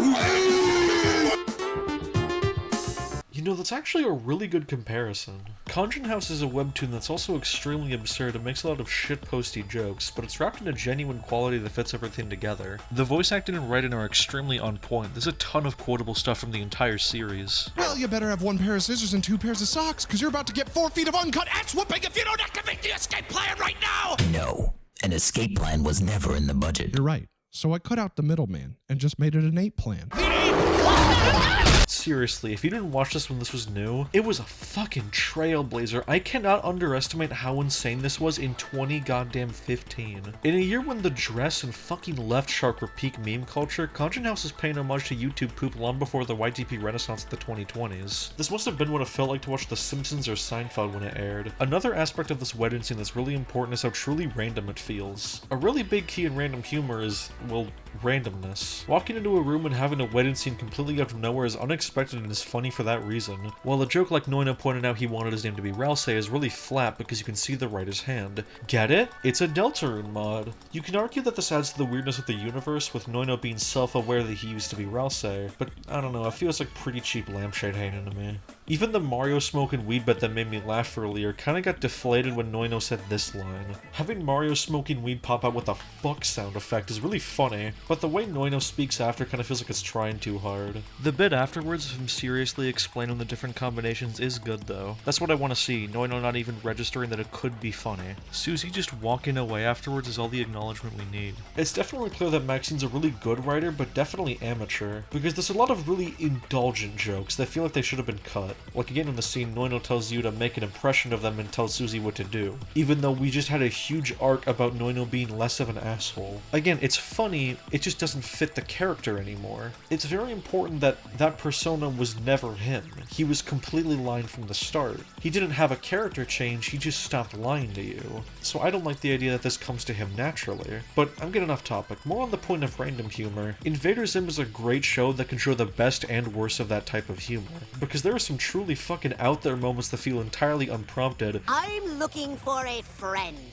Would you be? I was born with webbed fish toes. And then Gur says LOL squirrels and you're like, okay man, you're revealing your hand too much. The absolute best random humor is when you bring up something that almost anyone could recognize, but wouldn't consciously think about. This is why a lot of bad random humor relies on food or animals, is there's something everyone can recognize, but you have to pick a really out there option to make the joke hit hardest. A good example of this is Borderline Forever by Scott the Woz. The important plot beat is that Scott's friends are trapped by the blue border by being lured in by something. It would be easy to just have it be a trademark favorite food or something related to the characters. Oh, sweet. Printer ink. That is such a funny, surreal gag because everyone knows what printer ink is, and acting super excited about it is just inherently funny. But at the same time, printer ink is expensive. I do a lot for printer ink. So it feels random, but it actually makes a lot of sense, which is a perfect combination. Hitchhiker's Guide to the Galaxy does this perfectly. Their most random jokes are tied to a method of space travel that, within the goofy logic of the world, makes sense, and actually delivers on true randomness. God damn it. In short, Ribbit is at its worst when it's doing gags the entire internet has done already, hence why I'm so harsh on Sonic's portrayal and the annoying callbacks. Whereas, for example, Noelle's Carol banter feels really fresh and witty because none of you probably consciously thought about the ranking of carols, but we've all heard of most of them. This is one of my favorite Mother Spawn. I adore how fucking weird they look. Oh, we're back to the blind thing. That's a really fun subversion. Oh, what? Blind. Blind! Blind! Why isn't it working? Oh my god. Why are they just saying numbers? Oh, Susie's back. What? Oh my god, stop. What's happening? Oh my god, stop. Go back there. Okay, here's how we're going to play this out. I'm going to send this enemy on my own, and you two, you'll stay right the hell there. Something's up here. Susie has been carelessly murdering us and seemed to be genuinely angry when I didn't care. Now I'm being forced to kill her. Why? I don't want to.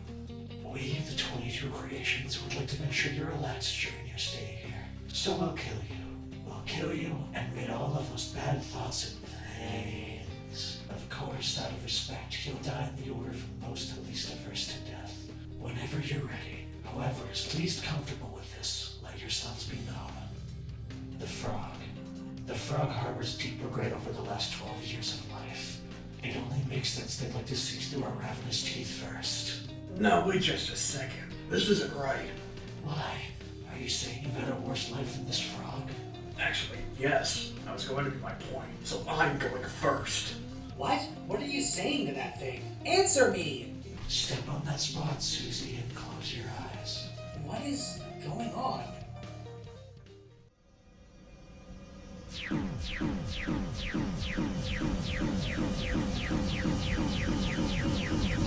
Susie can now use the healer spell. How upsetting. I thought this was supposed to kill me. She's cheating! She's cheating! When will she ever die? Nothing's changed. What the fuck? What? Oh, okay.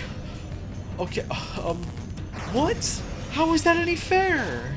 I think some people would call this over the top, but the sheer sensory overload aspect combined with the fact that I have no idea what's going on, but it also kind of fits the rules of the universe, like it just keeps assaulting you with new ideas. If I keep telling stories, I can eventually send them. Oh my god. I understand if this doesn't grab you, but you have no idea how hooked this makes me. The mask has fallen off. Why does Susie's bio keep changing? I just need a moment of reprieve. I would just like something normal to appear. Nope! I'm gonna hedge my bets with this direction instead. Oh, Jesus, what? This is probably the hardest these overworld segments get. It's egregiously long, but thankfully it's not super challenging. It's more so difficult in length and just the sheer tension and atmosphere. It feels harder than it really is, which is something I think a lot of games could learn to do. Making it feel more difficult is more important than actually being difficult a lot of the time. Like the Archviles in Doom. They're actually really easy to avoid just taking cover, but the super high damage and their high health makes them the most intimidating of the bunch. Stop telling me to kill Susie! Why are you making me kill Susie? Oh my god. Hi, Susie. Quick draw. Alright, I've played Kirby before. I've played Pizza Tower. I can do this. Boom! What happened there? Okay, let's just go to the shop. Is that you? As there's a lot here, there's too much for me to even cover. If it's not obvious by now, I really want you to play this for yourself. There's a lot of dialogue that I've skipped, both story and comedy for the sake of brevity. But you get a big look into Yu's personality here. I'd love to keep showing you every line I enjoy, but at that point I'd be doing a Let's Play. What the fuck? It feels like if I saw a painting, then tried to imagine it, and my imagined version of the painting got printed out. Solid artwork to give me nightmares. I don't know what the fuck it is, but I don't want to know. I'm done. I don't care. Point of no return, huh? Well, we've got nothing better to do. Stand back.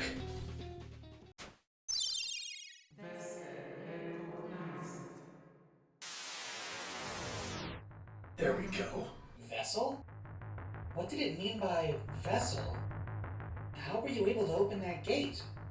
Susie, what the hell have you been keeping from us? Who are you? Have you been... You'll see.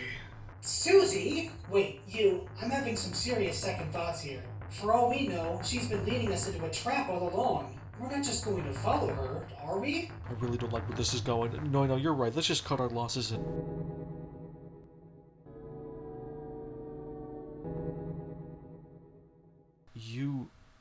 Oh, they look miserable. Holy shit, an NPC! Oh my god, it feels so refreshing to talk to someone that isn't fucking insane around here. Are you real? We're for real, is more like it. Name's Noino. We're here to help. Right. Oh, sorry for the tone. It's not the first time I've heard those words. I get it. Things have been pretty hopeless for you guys. But don't worry, I've got these two In any case, you're looking at a bona fide magic wielder. Magic? I thought it died out. You really have it? Are you going to use it to make things better? That's the plan, but before all that, I think we should evacuate you first. Well, I'd like to go, but my leg, it's not doing so well. Shame I wasn't born with arms, or I could have at least crawled my way out of here. Terrible. Say no more. One healing spell coming, right? Or yeah, they can help too, I guess. Okay, let's just give a quick heal and you... No, stop! You... Go! Stop it, you! Fight! Fight! Fight!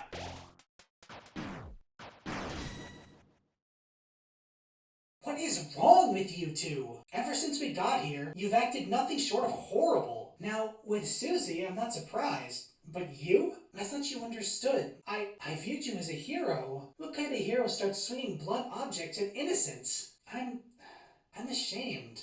I really hoped you were better than this. I thought you were the one making us kill our parents. That's not the same thing and you know it. They're not innocent. We never even agreed to help you. Have you ever considered anyone's opinion other than your own? Have you even once stopped to think about how we feel? Have you ever wondered if we're scared, uncertain, or did your plan to sacrifice our lives outweigh all that? No one's getting sacrificed. We're... Save for comfort. Truth is, this isn't about fear. We just don't care. We never did. From the moment we've met. The only reason one of us even bothered tagging along with you is because you threatened them into submission. Of course, now that we know those were just empty threats, pray tell, what reason is there to keep on following your lead? So we can selflessly crown you as king? So we can wish everybody back to life? Do you trust Lancer that much? Even though he just ditched us? Like hell you do. You're still a selfish brat, Tim. You just got better at hiding it. You, please, say something. This is fucking heartbreaking, man. No, you're completely in the right. I know you're looking out for me, and God fucking... I am so tired of this static. I don't know why it keeps appearing, and I just want to say the right thing, but I keep forcing myself to dig a deeper hole. Everything's so screwed, and that's not even the worst part. What's really awful is everyone telling me to let go of the one thing keeping me going. I don't know what to do anymore, but you're probably right. Why would anyone try to save you? I really do feel helpless. I'm so sad. I'm a sad frog. How can a frog have us and not use that to kill whatever gets in their way? Come on, you. It doesn't make any sense. I hope you're not just stalling for time. Despite everything, they're pulling out incredible jokes like the point of return. This feels right out of Earthbound. Absolute S tier joke. What's this photo doing in the corner? A human? And Susie's eyes aren't glowing. Oh. Wow, that is a beautiful set piece. Come over. Not much to look at. In fact, would you believe we've already seen everything? Twisting pathways, treasure chests, ghostly creatures. You've seen them, you've opened them, you've fought them. All of them. There's something to be said about how Susie sees the world. There's two ways you can see this, literally and allegorically. Literally, she's lamenting about how life is too long to her, that it's a horrible cycle of repetition. But allegorically, I think she's Maxine. In order to mod a game, you have to know the ins and outs, look deeper than any casual or hardcore player does, as you're no longer perceiving the game as a piece of art, but how you can use it as a canvas for your own. She's not interested in the standard excuse plot that Noino laid out at the start, instead choosing to find a new path. And she hates it. She openly hates the path she has carved and wants to stop. I don't think this is the primary theme of Ribbit, so it's not worth seeing her entire character arc through this lens, but it's a fascinating way to interpret her big speech. If I wrote Ribbit, I'd definitely dig even deeper into these feelings and lean harder into that idea. Not to say that it'd be better in any way, but it'd be taking heavier advantage of Ribbit's weird position of being a game mod. While Ribbit is in some ways deconstructing those game mods, it never goes fully into that, when all of those aspects are the coolest and contain all of my favorite bits. I still do love this story though, and 10 out of 10 times I will take this over another "what if the memes folder on my desktop was real" plotline. Seriously, you're not the first to come up with that. Find a new way to contextualize the meme format. Hey, I have a question. What do you think about me? Isn't there something in particular like to express something honest? Yeah, you know what? I would like to say something. I am done with your fucking bullshit. No. Stop. No.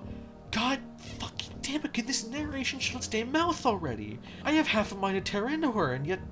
come on. Wait, no. Are you serious?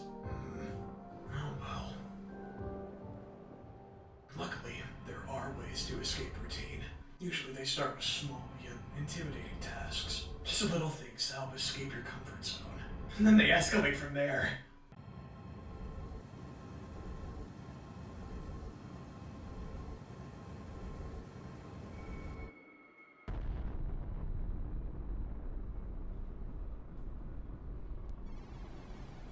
Oh my... that is a beautiful set piece, but also what is happening?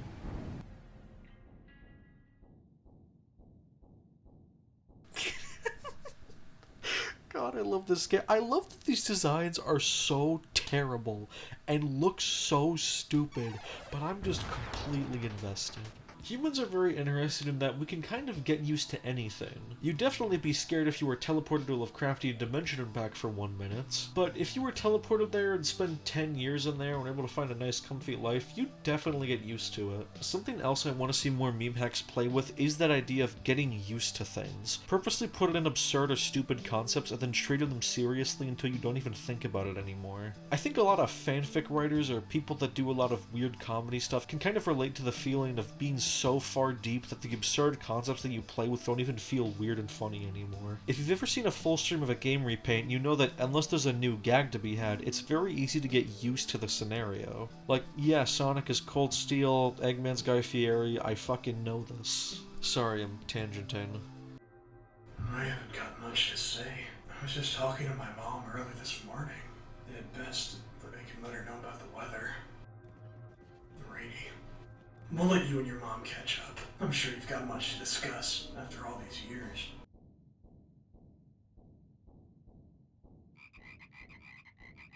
Is this funny? I feel like I'm supposed to laugh. Or is it sad? It kind of is. What even... Hate us mothers. The world's dying, and yet Susie and the frogs still presume they're in control. I request you to dull these vessels up. Wait, no, stop. What? Let me fight back! Stop it! Get up, you idiots. No, I know! Oh my god, no, I know. Yeah, yes, I'm completely down. Let's fight this final boss together. We're too hurt. No, you're not. You just want to think so. Didn't I say this way back when? To destroy the world, the mothers united into a single abomination. Well, clearly they're not united here. You're looking at hallucinations. The real monsters, whatever they are, they're hiding away. Can't believe you're filling us in after all that was said. Oh, don't get me wrong. I still think you suck. Right along with you, dipshit. But you know what? There are so many other people I could be doing this for. And I realized, hey, I sure as hell am not doing this for you. But you're gonna do it for them. Now rise and shine. You're fighting, whether you like it or not. Alright, Noino, let's do it. Final boss time. The combination of our mothers. What if I told you this game was a sequel? You might have known, but a lot of you might not understand. What game should I have played beforehand, you might ask. But no, it's no game. You probably haven't seen it. It's a bit of a cult film.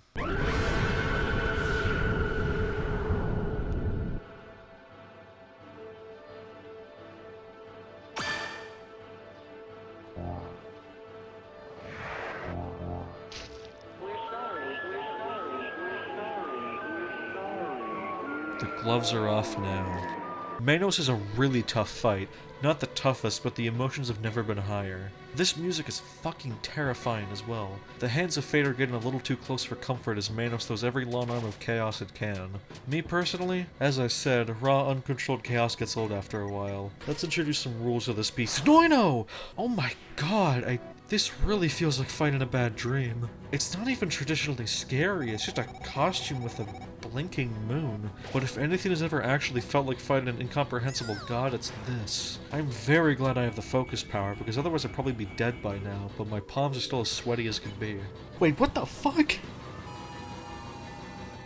What? Oh my god, am I dead? Is this hell? Oh god, I'm just here forever now? This is a nightmare. Why are there so many hands? I hate this. I hate this so much. What is that footage? Was that the game over? Reality is melting. Reality's fucking melting. Manos is killing me. Reality is falling apart. It's his doing. I don't know what to do. Susie! Oh my god, did she just save me? But how did she... My most trusted person. She's mine, not yours. She chose loyalty to Manos. You are not even loyal to yourself. No loyalty, no hope. Death falls strong behind. It's the final stretch now, and it's finally time to grant some wishes. Manos is doing everything in their power to kill me, but through raw power and determination, I keep casting wishes for video game characters. Have I really run out of friends to the point of resorting to fictional characters? I guess that's how some people feel. Fine. I'll use my escapism against you, Manos. I heard you're a betting man, or at least that's the only reason you're alive, so how about we make one together? You can throw any mother spawn you want at me, but I bet the true hands of fate are attached to me, the woman with the keyboard. And if I trusted you even a little, your wish for me would be having that level of power. You low-budget, B-movie piece of garbage! Hey Harold, if you're listening, I have some constructive criticism for you.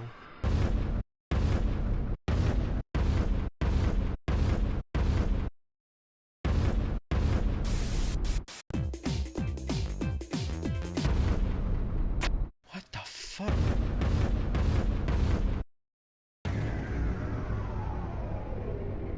I have a few words. Let's save them for later. Looks like I just gave out the Razzie of a lifetime. No! Oh my god, you're okay. We actually did it? We actually did it. Holy shit, we actually did it. King Noino, I've gathered the remaining survivors. King? Me? Wait, more importantly, how do you even know my name? Is everything okay, my king? Anybody who wouldn't know your name will be living under a rock. You are our ruler. You have been since, a long time. But that's crazy. I never even... I mean, who made me king in the first place? Who... God, that little look is everything. Regardless, I don't know if I can do this. I feel unprepared. I feel...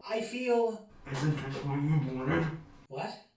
I said, isn't this what you wanted? This is no time to panic. Collect yourself. Think back to why you came here in the first place.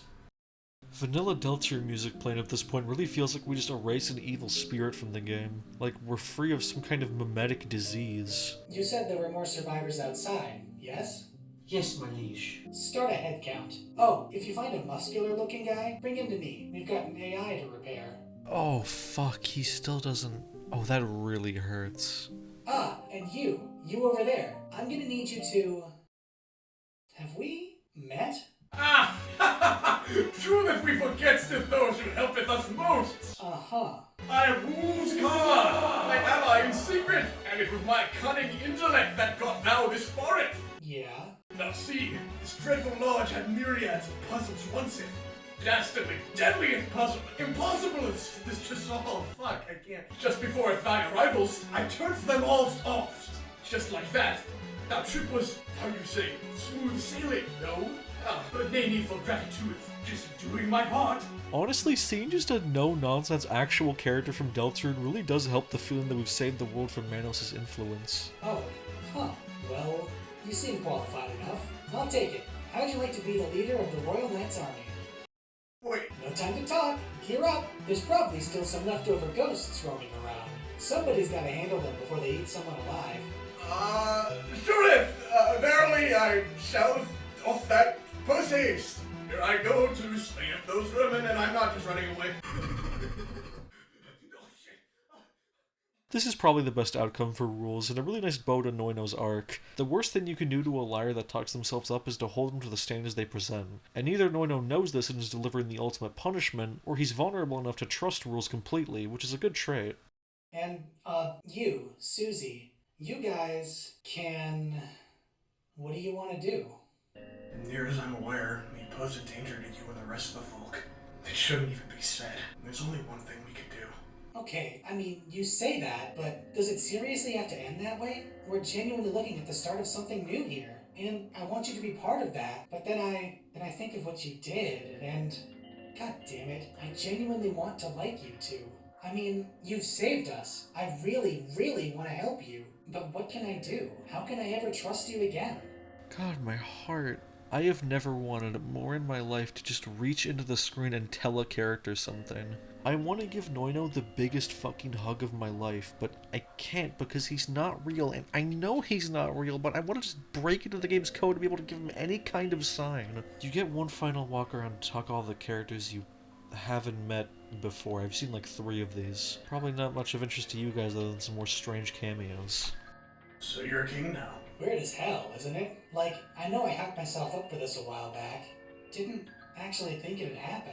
Chalk it up to the times Noino talked too big for his own good. But it was the one time you set up an impossible brag and achieved it right after admitting to your flaws. Not all my flaws, Susie.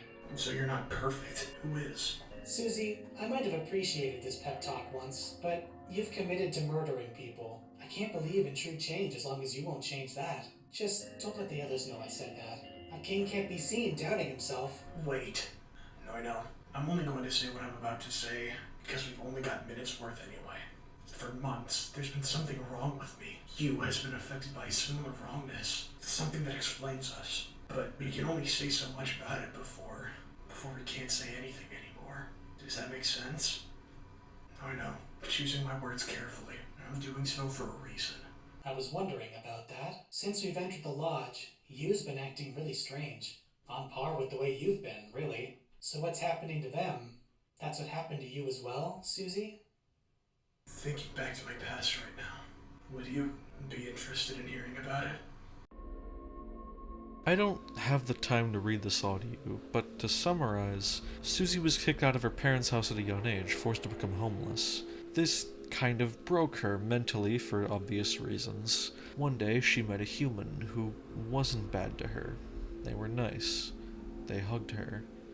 And if something is broken, you try to repair it, it feels like breaking it for a second time. Susie could barely comprehend that act of kindness, but this girl showed Susie the orphanage. She had friends, actual people that are good to her. She was crude, mean, played pranks, shoplifted, but she would do literally anything to keep her friends. Why did this change? It's reasonable to extrapolate a lot of the details, but... No, but if you try to help me, I'll kill you. Never forget that. Go to hell. I knew you hated me. Not you, Susie. There's no way I'd hate you after hearing that. I was talking to whatever just made you say those last words. Karma will take care of you one day. This is the most powerful and fucking satisfying line in the entire thing. I cannot tell you how happy I was to hear Noino finally breach past the layers and dig the knife right into Mary. Literally any bullshit could happen after this moment and I wouldn't care because I got this resolution, where someone finally stares the gift directly in the face and tells it specifically that it is terrible. I have a very spotty memory of my first playthrough, but the one thing I remember crystal clear is this moment. I love you, Noino. Let's leave. Oh, actually, one more thing. Just one more thing. It just dawned on me. I've never shown you my face. This isn't gonna be the soda gag again, is it? This might be the second most genius line of the hack. The soda gag really wasn't that funny, but calling back to it after so long and going fully deep into the horror, it is so hilarious and also just so genius because it really makes you think about everything that's happened beforehand. Anyway, I just thought, if you saw who I used to be, you'd, You know what else just dawned on me? The person underneath this hat doesn't matter. What matters is who he will become. He's not talking about himself here. This is the moment where Noino completely splits off from Rouse. Instead of the big face reveal, he shoves the hat back on and says, hey, I'm just gonna keep being me. But honestly, I actually really like this Chapter 1 design more for Rouse, so I'm glad Noino kind of embraced it. Although, visionary idea, I think this should be his design, but he has floating hands like Rayman. You can't tell me this doesn't go hard. You can see the vision, right? Alright, let's do this. I'm sorry. Oh, fuck off, Mom. Shut up. I am so tired of having to listen to you stupid frog hallucinations. Oh, you want me to kill Susie so bad? Fucking watch me. Fine, I will do it, you misery sink.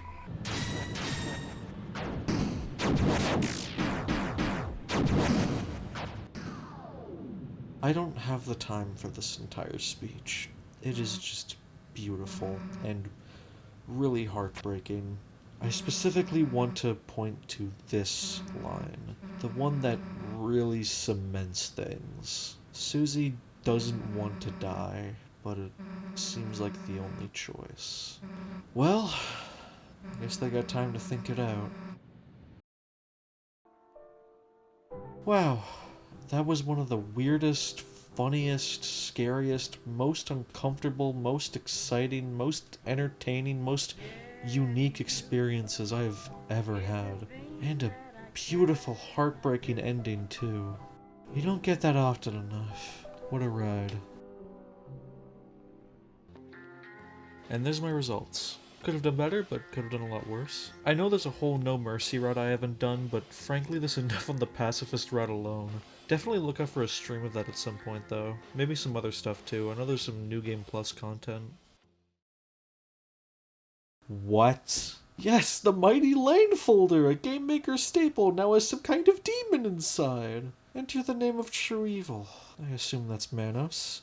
There's 5 text files here, and I'm not going to read them or summarize them. What I am going to say is that they're fucking cool. This is insane. This is some of the coolest shit I've fucking ever... Oh my god, it's so fucking cool. But I can't ramble. With the game finally done, I want to give a summary of events and some closing thoughts. This is where I dig deep into the analysis, since we've all been caught up in what happens. Okay, so here's the timeline of events as I understand it. You is part of a family of frogs, the family all living together in a massive house that You's unable to leave. It's implied the outside world is dangerous for whatever reason, and You's mother forbids them from ever leaving. One day, something happens. You destroy the house, killing all of their family members, potentially by accident, but most likely on purpose. Ashamed of this, You runs away, far, far away, to a place nobody recognizes them, where they then guilt-trip Toriel and Innkeeper into letting them stay. At the same time, Susie, a girl around You's age, is kicked out by her parents for an unknown reason. Susie has this weird line about getting her sister back, so I wonder if Susie had a sister that died and that's why her mom hates her. This was already kind of summarized, but she lives the life of a homeless person for a good few years until she meets a human girl, who invites her to the orphanage. This is where those weird text files come in, and I'll be showing them when they're important. The orphanage is, for some reason, ran by a mysterious and slightly insane person that essentially created an automated motel for kids to just kind of cultivate. It's less an orphanage and more like a bizarre scientific experiment, but without any motives or knowledge behind the owner, there isn't much to extrapolate. The only hint we get is towards this diary passage at the end of the lodge. This means that the orphanage is potentially a front for the cult of Manos, but that doesn't really answer who is running this and how. And I'll get into this later, but it's implied that Susie being in the orphanage helps her get sacrifices in a way that other cult members couldn't, almost like they didn't know it existed. Either way, this human girl also has the gift, passing it on to Susie by showing her a haunting point, the way you get the gift. This photo, once again at the end of the lodge, basically confirms this. This room, by the way, I theorize to be Mary's room. More about the distinction in a second. At that point, Susie goes through the stages we see you go through, seeing hallucinations of her family, ending with them essentially being overtaken by a projection of her sister Mary. Mary, who is essentially the personification of Susie's gift, ends up finding the cult of Manos. Long before either of these two numbskulls came into existence, the entire events of Manos the Hands of Fate happened, with the Master trying to use the hands of women to grow Manos' power. Mary then chooses to become a disciple, or more specifically, the new Master. Mary, from my understanding, is trying to get Susie's mother back, with Manos making a deal so they can see each other again for some reason. Maybe just to manipulate Susie? It doesn't sound like the gift should have any higher game plans. Maxine herself has compared it to the anti-Mary Sue, just an infinitely negative force. But what we do know is that it's very specifically written that Susie is not the Master, she's the host, Mary's vessel. Mary is the master. But either way, both of them now have a mission: genocide for Manos. She murders dozens of other members of the orphanage and uses them as a sacrifice to the god. Susie completed this task in spades, causing the lodge to appear. If you remember, the lodge is actually the location of the Manos film is set at, being one of many connections. Seriously, watch the movie before playing the game and you notice a ton of insane similarities. Almost every Mother Swan is based on a part of the film, and yes, I did lie to you the entire time for the bit. And then, okay, this part I don't get, so I believe Susie's mom is only involved because of the deal with Manos. Like I said, Mary might be using Susie's mom as a carrot on a stick to get Susie to cooperate, but then why the fuck is Yu's mom involved? Noino did say that the mothers fused together to create Manos, but also that doesn't line up at all with the backstory for the two. It's weird. Noino compares them to the one who swung the hatchet, with the true evil being Manos. It's possible that after Yu's mom died and maybe Susie's mom died as well, they somehow teamed up in the afterlife? But why? There is this line when Yu talks to themselves in the shop, but I don't know if this is the canon answer or Yu projecting their own insecurities. This also leads into my biggest question for the mod. Why the fuck does Noino know any of this? Why did he try to get the hero who didn't have the gift to come with him? If there's something I'm missing, definitely let me know. I can't act like I'm the Ribbit expert or anything. Either way, this is what causes ghosts to appear, killing a good amount of the population. Specifically, it makes the haunting point. As I said, haunting points are what give people the gift, gain it if you become unconscious around them. Around this time, Alphys is building the body for Lancer, while Susie, somehow learning about her experiments, essentially tries to tell Alphys to cure her of the gift, while still being under its control, in that I can't exactly say method that we see her in the backstory segment. This fails, causing Susie to turn emotionless, only getting worse since her emotions are what the gift lets her feel. This also might have happened before Mary became the master? Either way, months later, Yu gets moved from the inn to the orphanage, meeting Susie, where the events of the game take place, and Yu and Susie enter the land of the dead.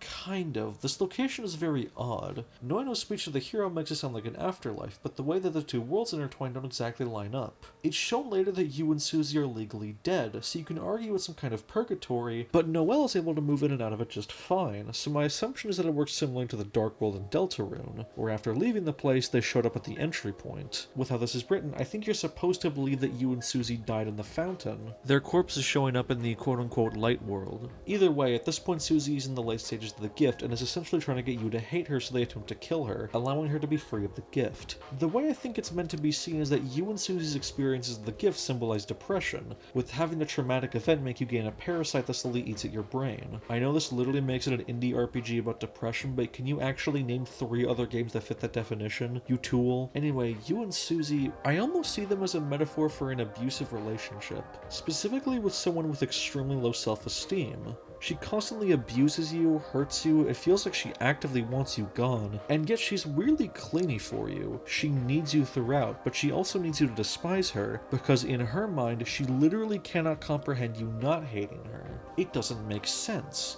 She's been hurt so much and done so much wrong that she can't see why she would be loved. The only way out is death, but the gift would never let her take her own, so she needs you to validate her misery enough that you'll take action.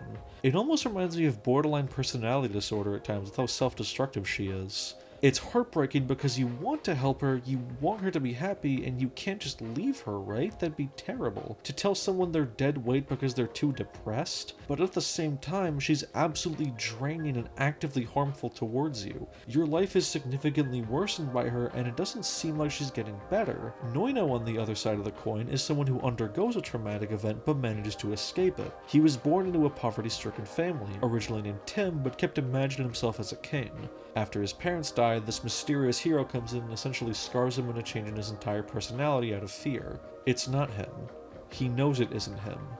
But he wants so badly for someone to trust him. Finding a corpse afterwards, he decides to use it to show how tough he is, but accidentally slips in it, getting his scarf to be the red we see today. I'll note that, considering Noino does have a dead name, and both Susie and Lancer use that in kind of shitty ways, and how Noino has such a desire to be a kin, you can definitely read a transgender interpretation of Noino. Lancer does apologize later for doing that, in a way that feels very transcoded. Although Tim is a very masculine name, there are people in real life that have traditionally feminine or masculine names and are the opposite, and end up transitioning. So, I don't know, maybe Noino hated that his name was masculine when he was female, but changed to a more androgynous one later. I don't fucking know. There's no real big evidence to support this. But disregarding Noino, I think there's one more layer to you and Susie. I will warn you, this is going to get extremely dark and depressing and very much in the realm of unintentional metaphor, but I picked up on this and I really want to talk about it because it's very important to me. Instead of giving you a content warning and a timestamp, I'm going to keep it at the bottom of the screen the entire time. So if it ever gets too much for you, just skip ahead. Okay, let's put the backstory like this. You, a lonely orphan with no real connections, is immediately noticed by Susie. I skipped over it initially because it wasn't really important, but the way Susie acts before you get the gift is extremely strange. She has this tick of calling you protag or protagonist, something the text files openly say is strange and unusual for a gift user. She pressures you into coming with her and then kind of gasses you up in this very strange way, talking about how people like you and me communicate in a special way. They go into the closet, something happens, and you wakes up to find themselves with essentially a scar. Let me clarify right now, I'm not speaking literally, but let's think about this as a metaphor. So this happens, you wake up, and you have this scar. You might be okay with this at first, you might even like it, and like Susie, it's fun to have the gift. There's a lot of perks to it. You interact with this funny character. There's a lot of great moments of Susie. Look at how many silly interactions you get to have. But there's an uncomfortable dynamic between the two of you. Certain patterns stick out. You later learn that this gift, this thing that Susie gave you, is making you worse. You feel terrible. You lash out. It feels like you're having conflicting and impossible to articulate problems. But it goes deeper than that as we later find out that Susie had the same thing happen to her. She was also susceptible to the gift and had it happen to someone that showed her love. Metaphorically, the idea is the haunting point is symbolic for the traumatizing act, with the person with the gift leading you into it, and the effects of the gift mirror going through a traumatic event you don't even know how to process. Susie hurt you really badly, but you doesn't even realize they were hurt until they're becoming susceptible to the same malicious impulses that made Susie do it. In that shop area where you talk to themselves, they even state that they forgive Susie because nobody else understands what she's going through but them. You is definitely a victim, but Susie is as well. And the lore basically outright says that if you didn't have their showdown with Susie, they would have done the exact same thing Susie did to them. Let me put it a different way. This is a cycle of abuse. The kind where you show someone love, do something unknown and eldritch to them, give them a permanent scar, and then make them do it to someone else. I wouldn't feel right not pointing out that, as someone speaking through personal experience for this, I naturally have a large bias towards it. Like, obviously I'm gonna see the game about depression and trauma through the lens of my own trauma, so you can definitely argue a lot of points against this. I, again, don't think this is intentional, but seeing the game through this lens makes it feel even more powerful, and I really appreciate a game being able to even give me a glimpse into that kind of thing. I have not seen such a visceral metaphor for this in my life. It really is heartbreaking in a way that I don't get often. Either way, the effects of the gift set in as you and Susie confront Manos, kill him, and Yu grants the wish of Noino, him now being a king. Afterwards, well, we see in one of the epilogue texts that they're both dead. Like I said earlier, this implies the true ending is them both murdering each other, with the police eventually finding them in the orphanage and writing it down under a third culprit killing them both. However, this raises the question of what the hell the entire game was if their bodies were found at the orphanage. Maybe Yu and Susie did actually die here, but since they were in a haunting point got sent to the land of the dead? I don't think that makes sense, so I'm going with the light world dark world theory I had earlier. But either way, this makes Noino king of the underworld, which makes him hotter. Regardless, years later, Noel somehow found and cremated Susie and is currently working on some method of revival with flowers. Guys, can I be real? I don't know what to do with this information. There is a line from Susie that implies they might have had a thing like in Deltarune. Does anyone give a shit but me? I don't know. I'm broken forever and it's all this game's fault. But Gabriel, what about the super special post-game ending? The what? So, I had no idea this was in the game. If you start a new file after beating the game, you unlock something. After you gain control, immediately interact with your bed and select this new mysterious option. And now, stuck in bed, you see the future. A flash of light blinds you as the Dairy Queen lips tell you of the bad future awaiting you. The one we just played through. Yeah, I'd be afraid of that too. Okay, I'm kidding. It's not literally the fucking Dairy Queen lips, it's your future. No, goddammit, no. I recognize that. Manos, fuck off. This is a bit more of a puzzle boss, but a really fun and fascinating one that genuinely made me feel clever. See, there's an entire recap of the story playing in the background. You can skip to any point, but it doesn't seem like there's anything to it until you find your first placebo. Yeah, remember those? You're now on a mission to grab as many as you can. They also all give you buffs now, and it's so fucking cool. It's insane that there's so much custom programming here, it's really impressive. Maxine was the writer along with the programmer, so I imagine there was a lot of freedom in being able to do insane shit like this when you're the one doing the coding. I think if I had to pitch this to a coder, I'd get an anxiety attack. Okay, there is one thing that really bugs me though, and this is genuinely like the only super fucking annoying thing in this game. In this recap, they outright state that moments like the oh shit ghost and the rhythm minigame were part of Yu's imagination. I'm gonna state first that I don't think this is canon, for reasons I'll talk about in a second, but I actually hate this on an extremely deep, indescribable level. But I also think it's definitely not canon, and Noino and Susie directly interact with things that are called illusions in the recap, meaning it's some weird red herring. Ribbit is very well written, and there have been multiple updates that fix weird story stuff, so I'm pretty sure this is a lie. Which feels slightly obtuse, but eh. If it is canon though, and this is how you're supposed to interpret the game, I'm actually gonna blow a gasket because it, and I know it sounds like hyperbole, but I'm serious, fucks with the appeal of Ribbit so hard it would ruin the entire game and be unsalvageable. The world of Ribbit is one of chaos, one born from being a meme mod. It has this strange aesthetic of having one foot in Undertale Deltarune and the other in its own melting pot of surreal humor and horror. The idea of snipping all the weird bits out of that, of taking all of the enjoyable eccentricities of the world you crafted in the interest of pleasing nobody other than a fucking group of people that never joined in the first place, genuinely makes my blood boil. You could tell in the video I had so much fun discussing what the hell stuff like Sonic means. I don't give a shit about deep lore, I just care about some fun world building. I really do hope this isn't true, because genuinely, if I knew this was canon from the start, I don't think I'd make this video.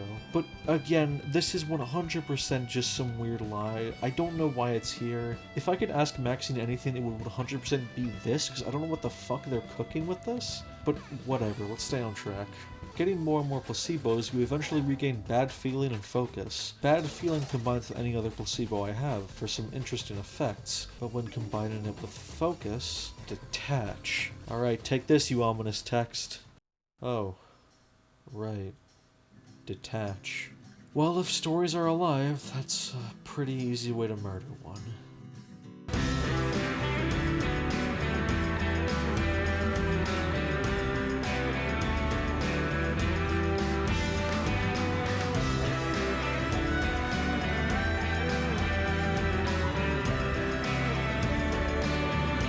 Yeah, you. That's what I was gonna say too.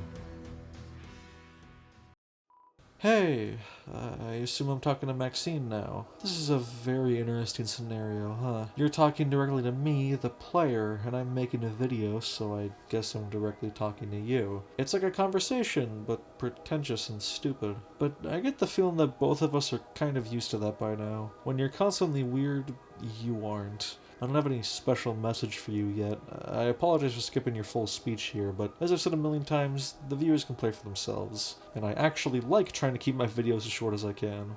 This is a strange dynamic. I feel like this might be the peak of weird meta bullshit for both of us. So, viewers of all kinds, I'm going to pull the curtain back a little bit, if you don't mind. Hey, that almost rhymed. I have been writing the script for the course of about a week, and I've now been editing for 5 months now. After I recorded the initial footage, I took a break for the night since I stayed up until 4 AM being absolutely spellbound by this game. And I already played it! But this, as I was wrapping up writing the Omega section, I realized, hey, I never finished that optional ending, I gotta do that. And as of writing, I literally just beat this.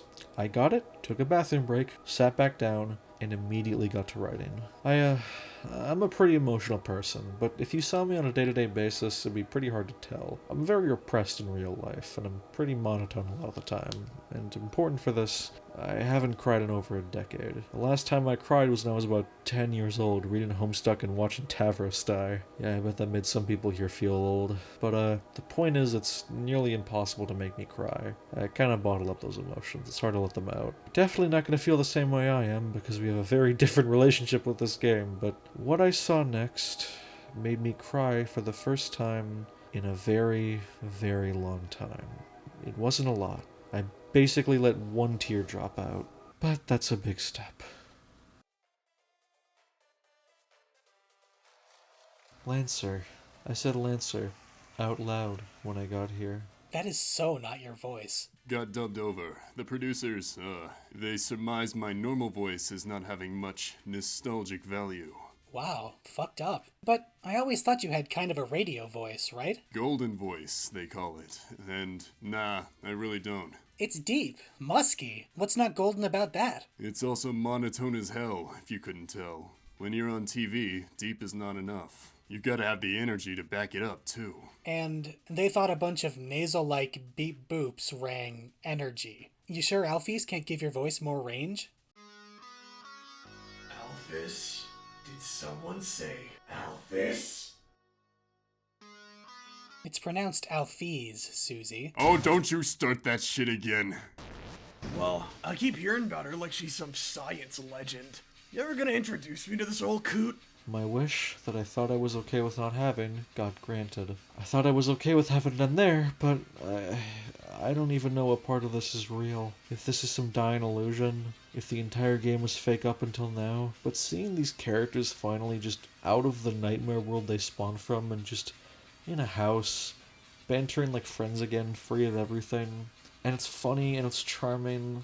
I actually do not have the fucking words. It's been 2 years since I beat this game. I accepted and genuinely loved the heartbreaking ending. I thought it was powerful, moving, inspiring. And to not walk back on it, to let it fester, but to give us a glimpse into a better life. It's ironic that to get here, I literally had to detach myself, but all the ending did was reinforce my love and admiration. Delivery. Well, well, if it isn't Noelle. Settling into your mail carrier job yet? Oh, it's fantastic. It's like delivering presents the whole year round. By the way, here's the electricity bill. Cool fucking present. Anything for me? As a matter of fact. A love letter? It's not for me if that's what you're asking. A letter for you, sir. This better not be another let me smell you fan mail. Huh. You gotta be kidding. Well, that's all I got. What'd you get? Bad news? It's from Maddie. She says she wants to talk. That could mean anything, the way you two left things off. She probably just wants to chastise the hell out of me. As deserved as it is, I, am probably better off not going. And what if you're wrong, huh? What if this is your one chance to make up for your screw-ups? Doing what you're doing right now, it'll haunt you for the rest of your life. Susie? Come on, be a tough boy. Screw it. You really gave him a kick in the ass. If you're gonna run, at least run forward. Honestly, never thought you'd reach out to him again. Honestly, I don't even know who the hell Maddie is. Lancer created her, but didn't realize she was sentient until, well, he'd know that story better. But what do you think? Scale from 1 to 10. You think they'll make it up? Future is mystery. The fuck does that mean?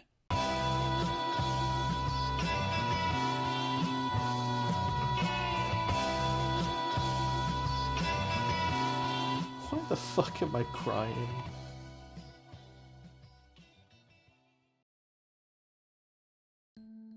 I have a bias, and if you know me, it's pretty obvious. I'm significantly inclined towards weird, anarchic media.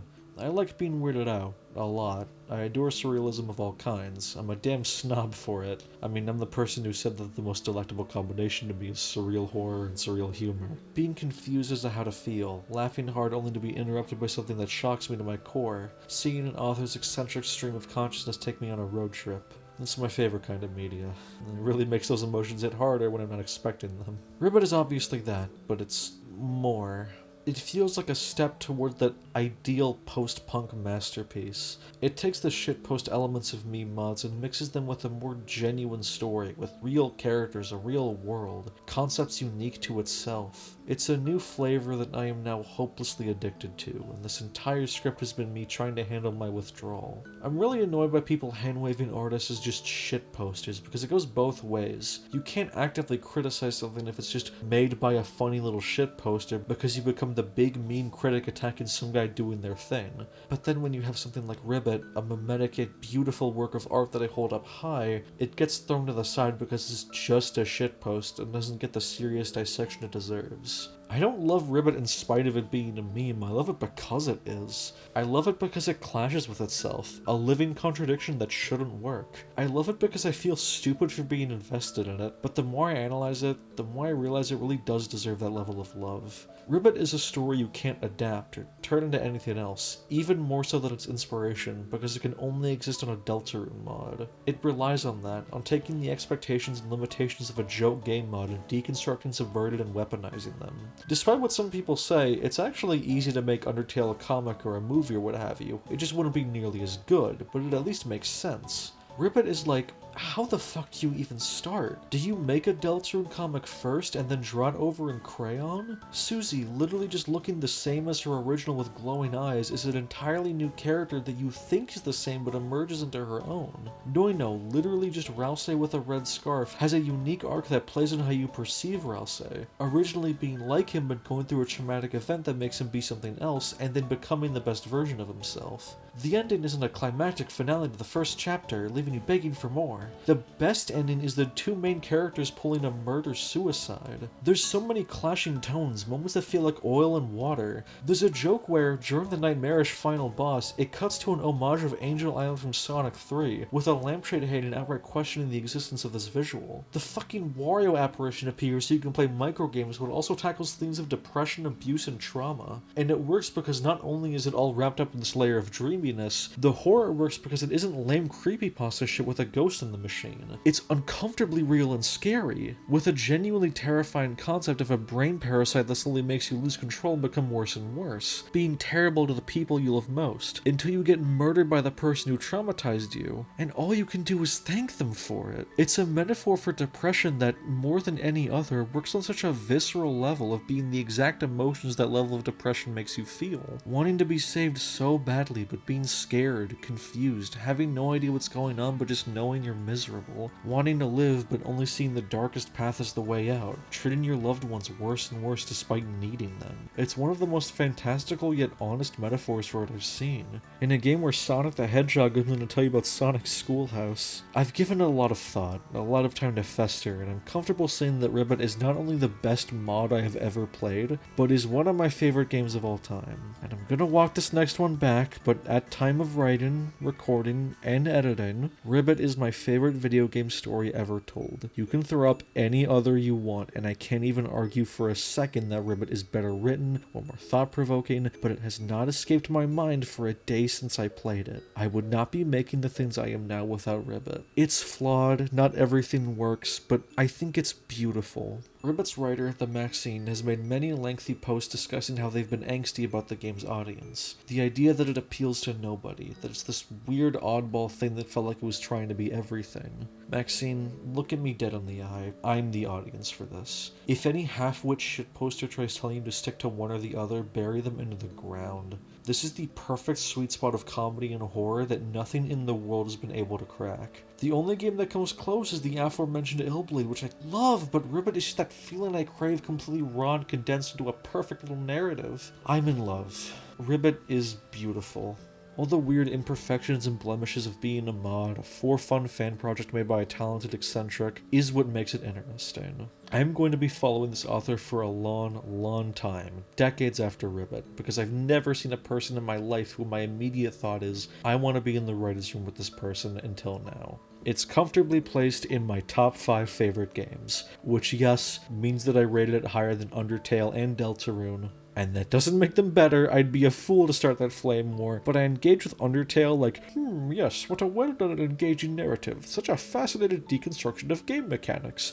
And then Ribbit is just this insane spiral of moods and beats that blew my mind 5 times over and permanently altered my brain chemistry. I like to step back and have a bit of a message for the Maxine directly. Hi, thank you. Ribbit is a massive inspiration for me, and in some way, almost everything I make is kinda going to have shades of it. Ripples in my brain affecting my creativity to my very core. It made me think about video games in a way I never have before. It made me want to tell weirder and weirder stories. At the time of writing, it's probably not out yet, but I've had this mod of Super Paper Mario in the works for over a year now. 2 years now. It's heavily inspired by Ribbit, taking a ton of influence from how it so effectively crafts a story inside the template of another game, while mixing an influence from Discworld and Hitchhiker's Guide to the Galaxy, with a large focus on comedic world building. Yeah, get the jar out. This has been my baby for a while, and genuinely, if you never made Ribbit, I wouldn't be doing this. I've regretted saying things in videos before, and maybe I'll regret this rant and be embarrassed by it, but fuck it. The future me that beat all the Fallout and Silent Hill games, that wishes I could delete the part of the video where I said this is my favorite game story, she can't handle the truth. I fucking adore Ribbit, and nothing has ever hit that high again. Other video game stories genuinely feel worse by comparison now because of Ribbit, because I've tasted what could be. What absolutely brain-melting narratives could exist but aren't being made. Maxine, what the fuck inspired this shit, and how do I get more of it because withdrawal is majorly kicking in now? I'm gonna try kind of a new segment, kind of addressed to Maxine, but just in general. What Ribbit does right, and what to learn from it for next time. For what it does right, it's an extremely witty and strange game that effortlessly pulls off its own identity. Ribbit proves that being indulgent and eccentric doesn't mean you have to sacrifice something quality. This mix of horror, comedy, and a meme mod is fucking incredible. And I definitely don't want to see this from you all the time, but I definitely will be open to more Ribbit. I am always down for weird shit like this. What to learn for next time? Make weirder shit and don't live in the shadow of something else. I hope Ribbit inspires a new generation of deconstructive post-punk mods that delve even deeper into what Ribbit does right. Get really into the minutia of playing with the scraps of your favorite games. Ribbit did a lot, but I think the one thing it could do more is world building. There's a lot of fun deconstructions to be had with just the concept of a meme mod being a world. Admittedly, this is something I address a lot in my project that I just mentioned, so part of it might be biased, but this is just the stuff that I really want to see. Tell me more about this strange universe you have constructed. What is the actual world like outside of this little hometown? What even is this hometown? Who's the mayor? Who lives in it? Who the fuck are any of these people? I want to know. Bottom line, it's like 2:30 in the morning while writing this. I was supposed to go to bed an hour and a half ago, but I genuinely can't stop thinking and writing about Ribbit. This has broken me, and the brainworms might never go away, so thanks. But seriously, I can feel my brain catching fire, and I don't want the smoke detectors to go off. All I can say is, let's all be thankful we don't have the gift. And if it feels like you do, know that, unlike you and Susie, your illness can be cured. Good night.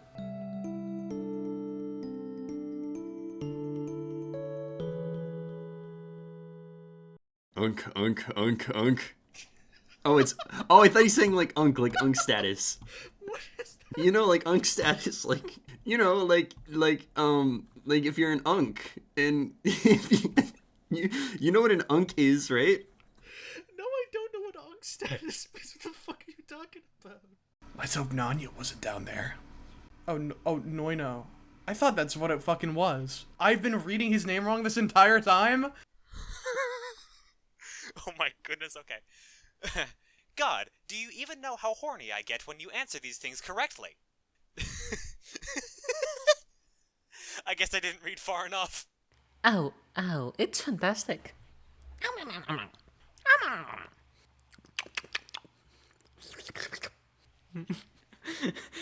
At this point, I'm just doing this too. Like, so when you have to record, when you're releasing this recording.